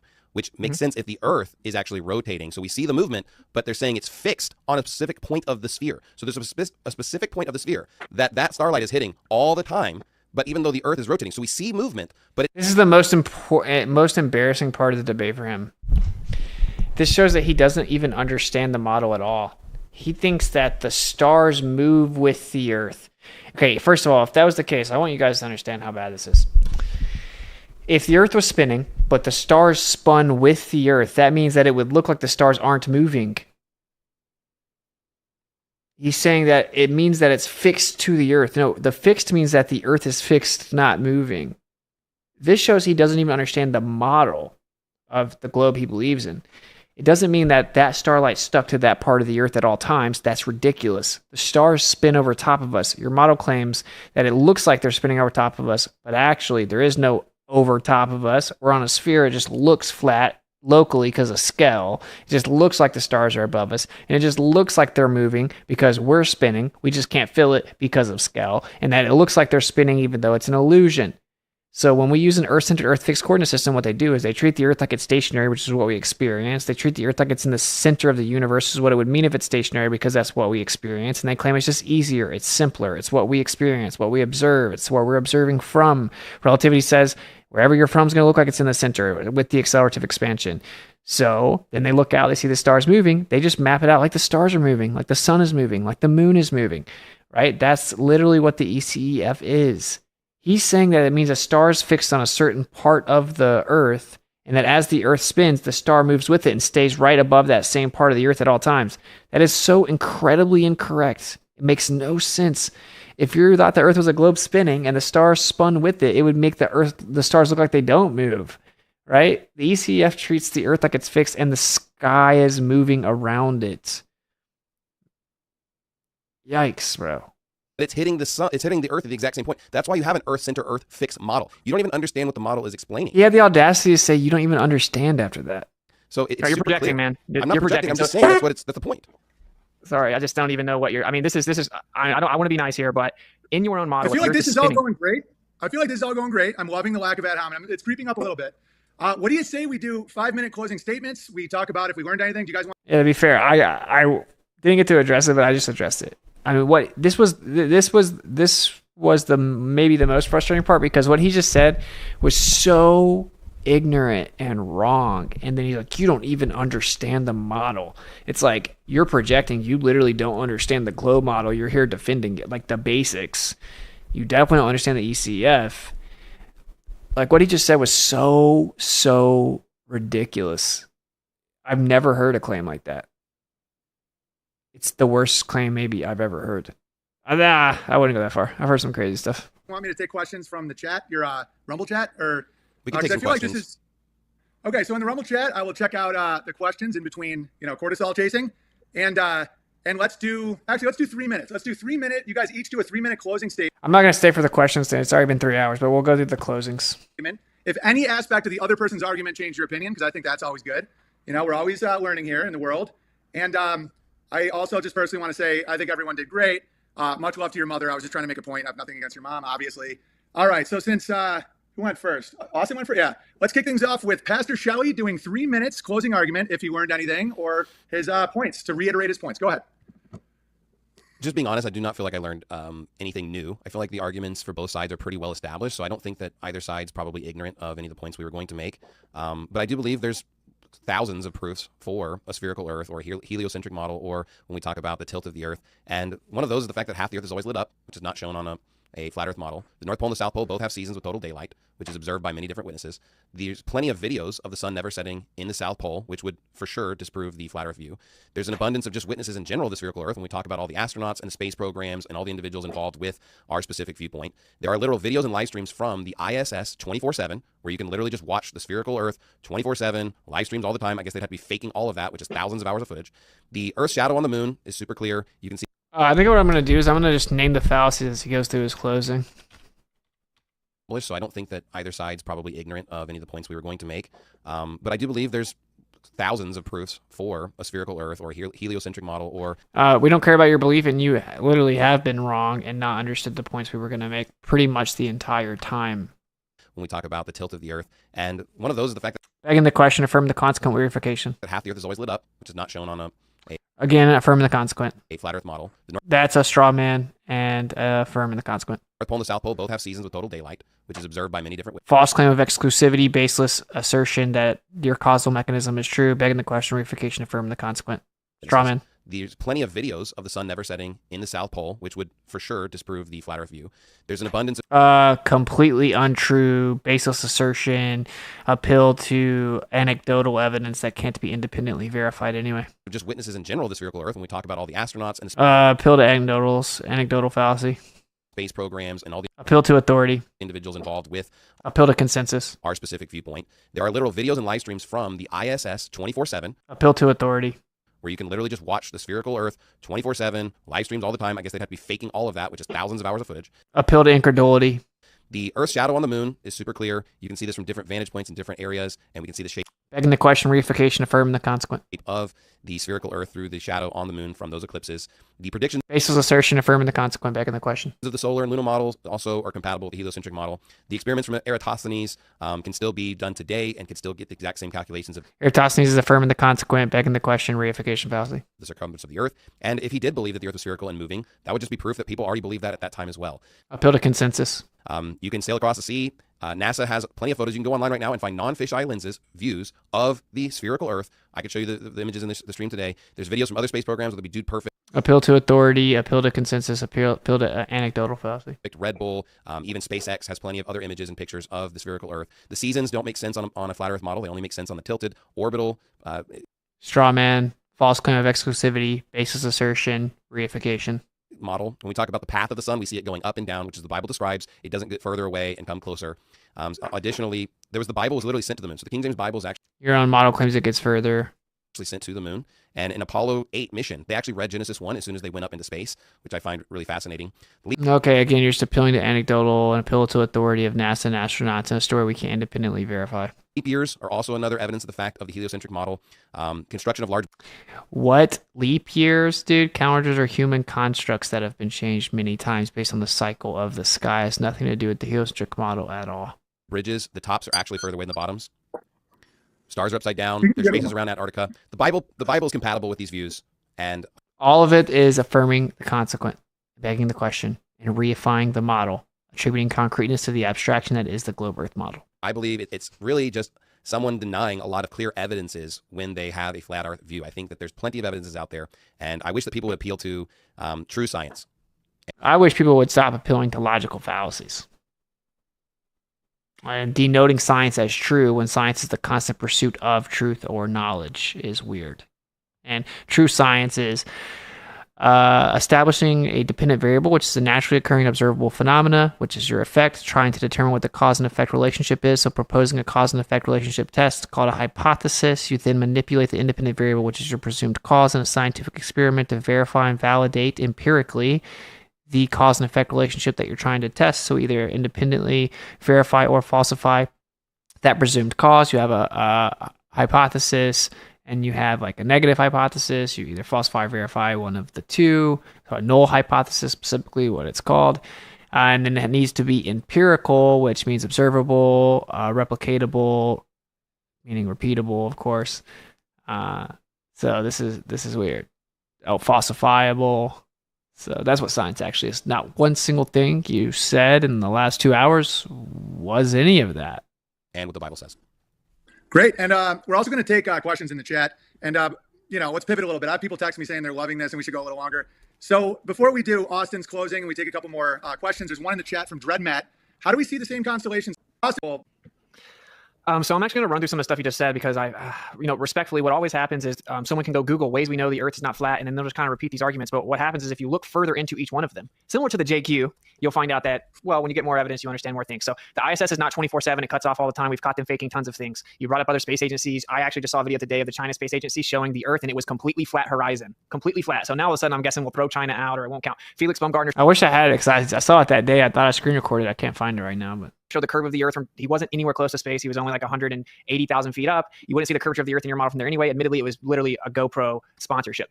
Shadows of eclipses actually debunked the globe model because if it was a geometric alignment of 3 spheres, which is called a syzygy, then as the sphere moves in front of the other one and casts a shadow onto a third spherical object, the shadow actually goes from being a circle to an oval back to a circle. It actually takes a partial S wave. You can replicate this basic geometry. It's because the shadow isn't distributed evenly because the surface that the shadow's on is curving and part of it's further away from the other part. So you can even replicate those eclipses with 3 spherical objects. You would have an S wave shaped shadow. So the eclipses actually debunk it, as do stellium eclipses where the sun and moon are both above the Earth during the eclipse, which is a geometric impossibility. I covered the eclipse predictions. It goes back to 2500 BC. It isn't exclusive to the Earth being a globe. That's a flat Earth civilization. We again go to adl.place. You can see everything mapped out. And then Eratosthenes, you brought that back up, but I explicitly explained that isn't exclusive to a spherical Earth. You can do the same thing on a plane Earth. If it's a local light source, a local sun on a plane, you get different angle shadows as well. You have to assume the Earth's a sphere, assume that there's a distant sun, assume the parallel light rays coming from that sun, and then do the math with that assumption. Dude Perfect, whenever they supposedly sent these private trips up to space, they like one of the passengers came back and said, I thought we were going to be high enough to really see like the Earth and everything, but we obviously weren't. And it's a glorified vomit comet, basically. They float for like a couple minutes. I can go do that in a plane. Nothing special about that. And actually the Bible says the sun goes in and out is actually what it says. And so I think I have about 30 seconds. Yeah. So I'll just finish by saying this. I know this sounds crazy and I get it, but I can assure you that the people that say that the Earth is flat, it wasn't because they wanted to. They fought it. It was uncomfortable. No one wants to publicly state it. Just diligently search out the truth. I have no beef with you if you don't think it, but just go look for the evidence. You may be surprised. And we can't just blindly hand our worldview over to people that hate us. So I encourage everyone to look a little further. You may be surprised. Okay, so chat, I will take it.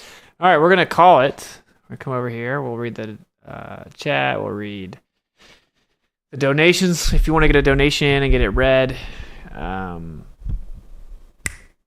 Ko-fi.com/Witsit. So, yeah, and then I also, so I pulled _McToon turning into a demon, and I downloaded it and I started to clip it up, and so it was still playing in the background, and I heard him addressing it. I'm so glad I don't ever listen to that dude at all, but I listened to him, listen to my closing, and he said, he stopped it and like was saying I was wrong.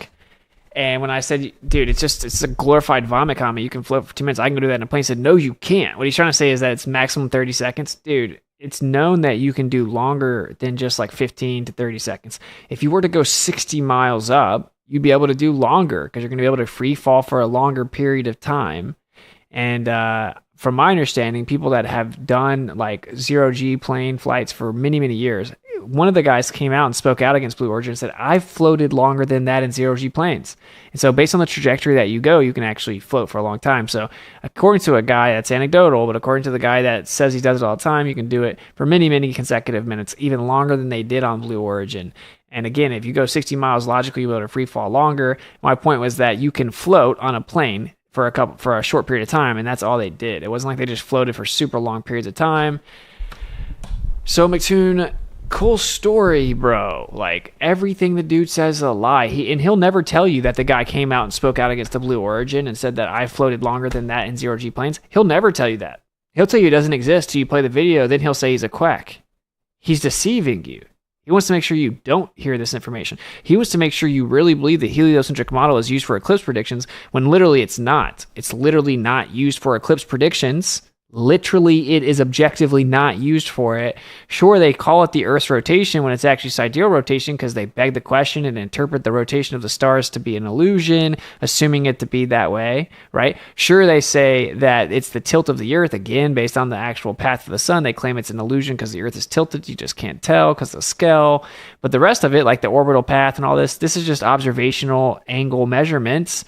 That's a fact. And _McToon goes around and lies to all these people and claims that it is actually based on the heliocentric model, and that because the heliocentric model is so accurate and we know it's so true that we're able to precisely predict eclipses down to the second, it's exactly right all the time. None of that's true, right? Like we would have been able to get closer and closer predictions more accurately over time, regardless of if you had this heliocentric model or not, because it's based on orbital path measurements, inclination, angle measurements to the moon.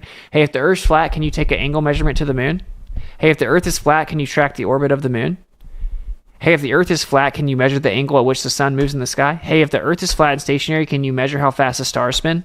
Of course you can. All of those variables can be done. They're actually done as if the Earth is geocentric plane, and then they say, oh, well, really, it's all an illusion. Okay, so when he goes around saying that you can dismiss 2500 BC Chaldeans' Saros cycle eclipse prediction because they could only do it like the day or maybe the hour. They could only do like the day. But now we're way more precise because of the history model. He's lying. And ask yourself, hey, why does he have to mislead people and lie? If he's so correct and he gets to scream and cuss and talk about how I'm a liar, why is when he calls me a liar, I can literally prove I wasn't lying at all. And he's literally lying. He's literally lying. It knows he's lying. Come to find out, Jaron had sent him the article showing that they were revising the prediction on the way leading up to it before he recorded that video. So he knew that the public mainstream news was that they're updating the path of totality and changing it, and lied to everyone, calling me a liar. He claimed it's only based on the heliocentric model. That's not true at all. I said it gets closer to the time, that it gets more accurate the closer to the time the eclipse happens. He called that a lie. That's literally and objectively true. According to even NASA will admit that's how they do it. All astrophysicists or anyone making the prediction will admit that they do that.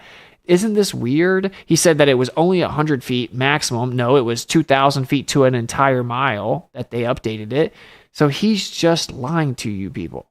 Okay, last time I even want to address that guy, but it's just pathetic. You can think the Earth's a globe and not defend people like that, right? So, cool, glad we got that covered. All right, it's been 3 hours. I'm going to wrap up. If you don't, almost 3.5. If you don't know, I did a debate last night with Laura Lodge. I think Mindshot covered a bit of it I saw earlier, and he's going to cover a few more. I may do a review of that depending on if that's what people want to do. I don't know. I have another guy that's developing space technologies, wants to come on and talk. I have a former NASA employee that I want to come on and talk. I'm trying to reach out back out to Gary Wayne, author of Genesis 6 Conspiracy, have him come on and talk. So that NASA employee that was stationed in Antarctica for 6 months, I'm trying to have him come on in the future. I need to give him a call. A guy that's developing space technologies wants to have a gentleman's debate or a gentleman's conversation about flat Earth. Says he's open to being wrong. I actually believe that he is in good faith, so I want to have him come on here soon, have a conversation with him. Obviously, I'll try to have Skull and Globers Wednesday. We have some big plans tomorrow that I'm not publicly saying. Just keep an eye out for what we do tomorrow. You guys will see it soon enough, and it's going to be epic. Which is why I need to go right now, because I have to get up early and drive a long way. So there's that. Obviously, and June 15th is Professor Dave, 5:30 p.m. Eastern.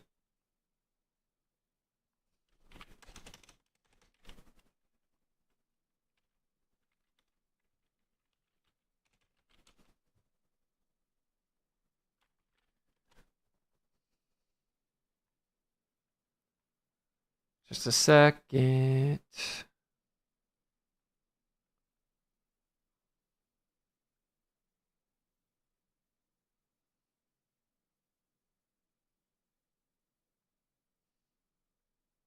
Well, how double dog dare you?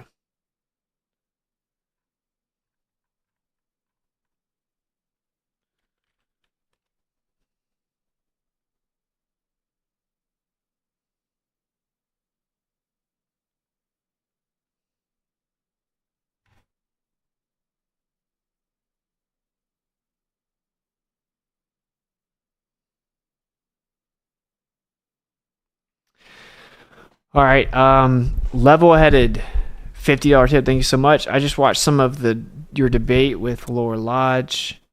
What an embarrassing human being.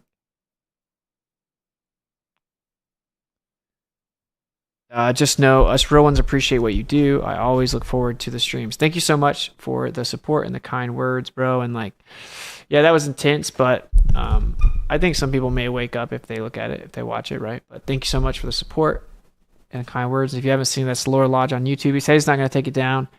Obviously, we've already downloaded it in case. It was intense. I saw that the guy John David donated yesterday. I'm so sorry, bro. You're treated like garbage in all debates by controlled agents for sharing truth. Must be soul killing. If you need a break, take it.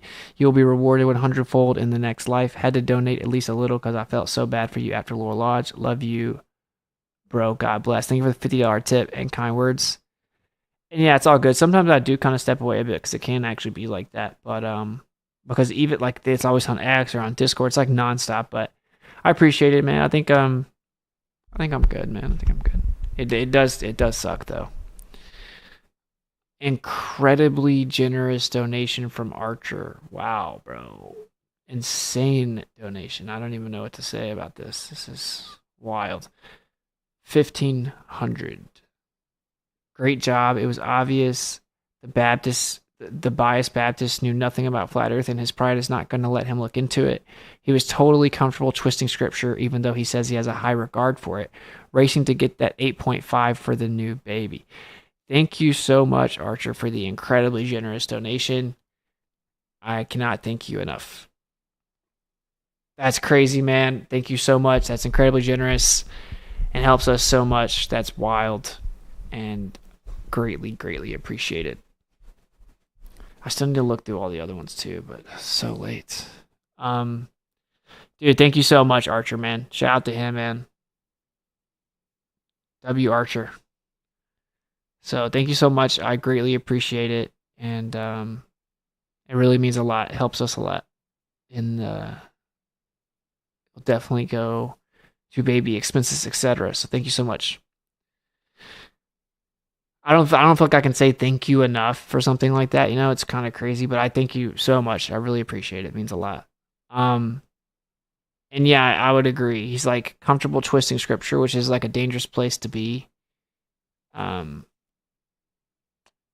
you know, in a way I do try to empathize with him. I'm like, dude, you're in a tough spot. At the same time, it says that if you're going to go around teaching and preaching and saying you're speaking for the Creator and claiming to be a preacher, you better stay on point and be humble and admit if you're wrong, because if you know, you just don't want to do that. You don't want to say the Bible's not saying what it's saying when it comes to creation, or it's not literally accurate or something like that. To me, that's just crazy. But when it was pointed out to him, it means face. He just said no, and all the like circle and stuff, and he just like denying it and twisting it, and like, it's crazy. But thank you so much again, Archer. That is crazy, crazy generous, and I really, really appreciate it, man. Thank you so much. That's crazy.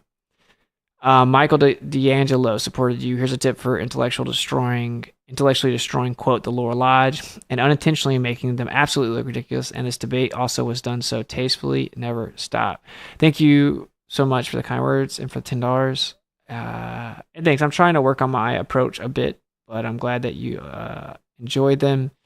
They do take a lot out of you, but I appreciate it. B1, I honestly do think the Lower Lodge's reason for going after Flat Earth must have been a homework assignment for a secret Mason club to go after Flat Earth. His sudden change in attitude during that debate was strange, like someone was telling him to freak out like that. Thank you for the $10. I don't think that's the case. I think that when I started bringing up things that they couldn't rebut, and they saw I had an answer for everything they were going to say, and I started putting them on the spot, I started getting uncomfortable and started lashing out. I think people can only maintain their cool so long if they have to create the illusion that flat earthers are so stupid that they're effortlessly going to embarrass them and destroy them, but then the flat earther knows way more and is actually winning. Eventually their pride gets brought in and gets hurt. That's what I personally think. I think he's like low, he's like third degree, low level. Hasn't gone up in Scottish Rite or anything. I don't think that they're putting him out on hits or anything like that, but I guess I could be wrong. Armando, thank you for the $5. You do amazing work and you stay open to different possibilities outside of what you factually prove and observe. Thank you. And no problem. Thank you for the kind words and the support. Gordzilla37, thank you for the $10. Sam, thank you for the $25. Much love. LJ, what effects do all the mainstream space cartoons have on brainwashing kids? Thank you for the 5. I think that it's crazy impactful on children's lives, but at the same time, children, like when they look at cartoons, like Aaliyah's seen a dinosaur, a cartoon dinosaur, right? It's like to her, there are things that are fake. They're just like cartoons. And it's like a fictitious idea of this dinosaur. It's a fictitious idea. I'm not inundating her with cartoons about space. But my point is, like, children can understand that some things are real, some things are fake. Like, these are cartoons. If you tell them that it's real, that's when it gets bad. Like, I think it has a huge impact on the children's neural development and understanding and wisdom and discernment, and you're teaching them what to think and how to think.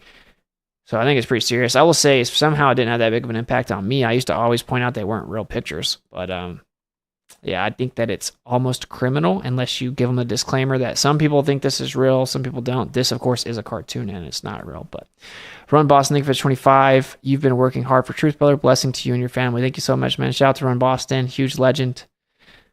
always supporting in many ways. Flat Earth Mayor, FOMO on X. Thank you for the $50. This says on X. FOMO, fear of missing out on X. Is that what that means?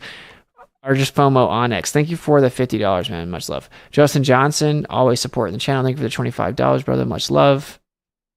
We have a new sign up to the Miswits. Nathan Hickson, welcome to the Earth tier.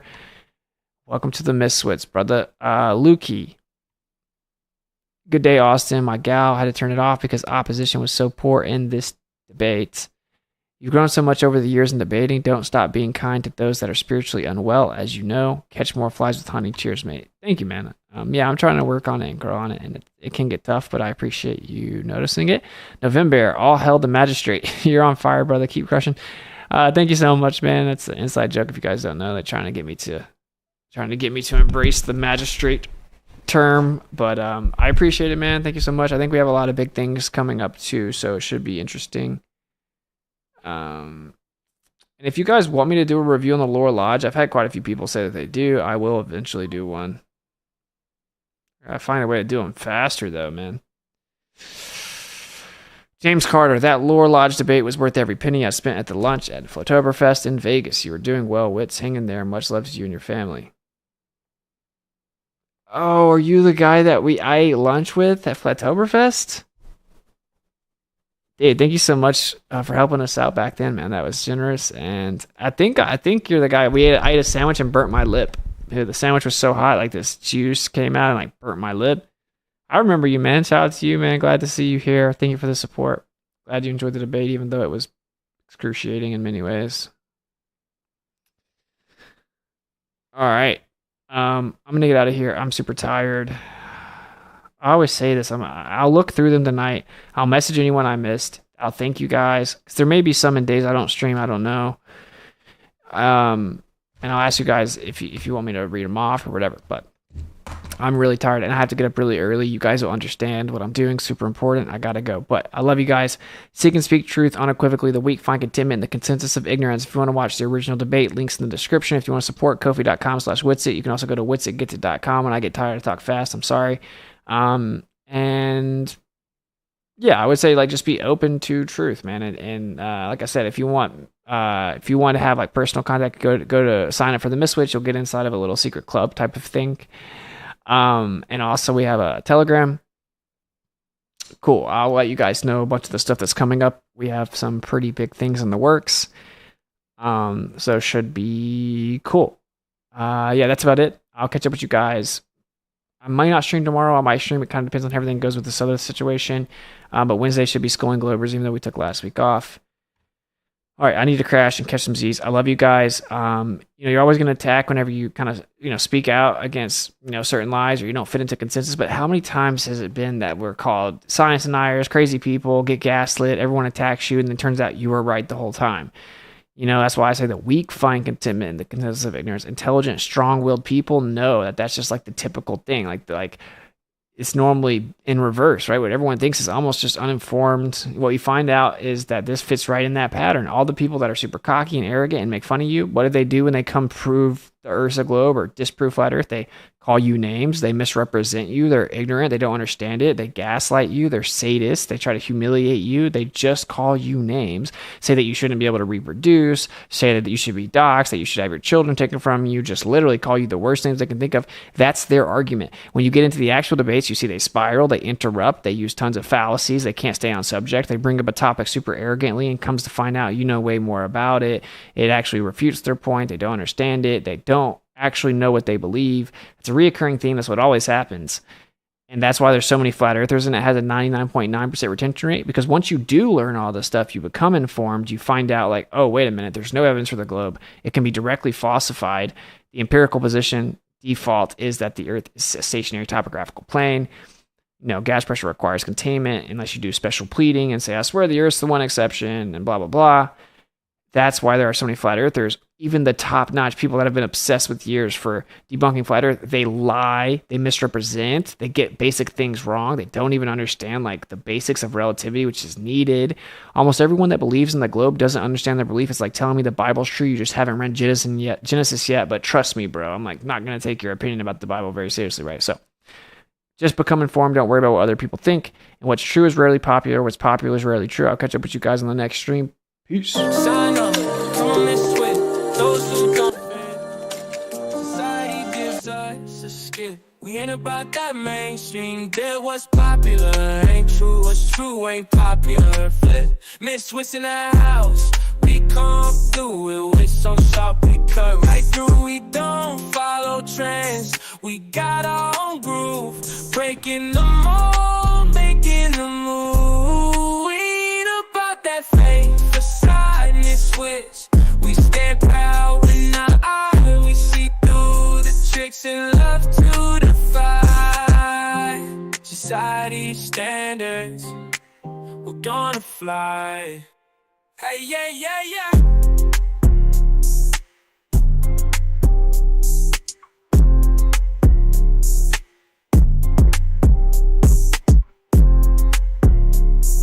One face of sadness.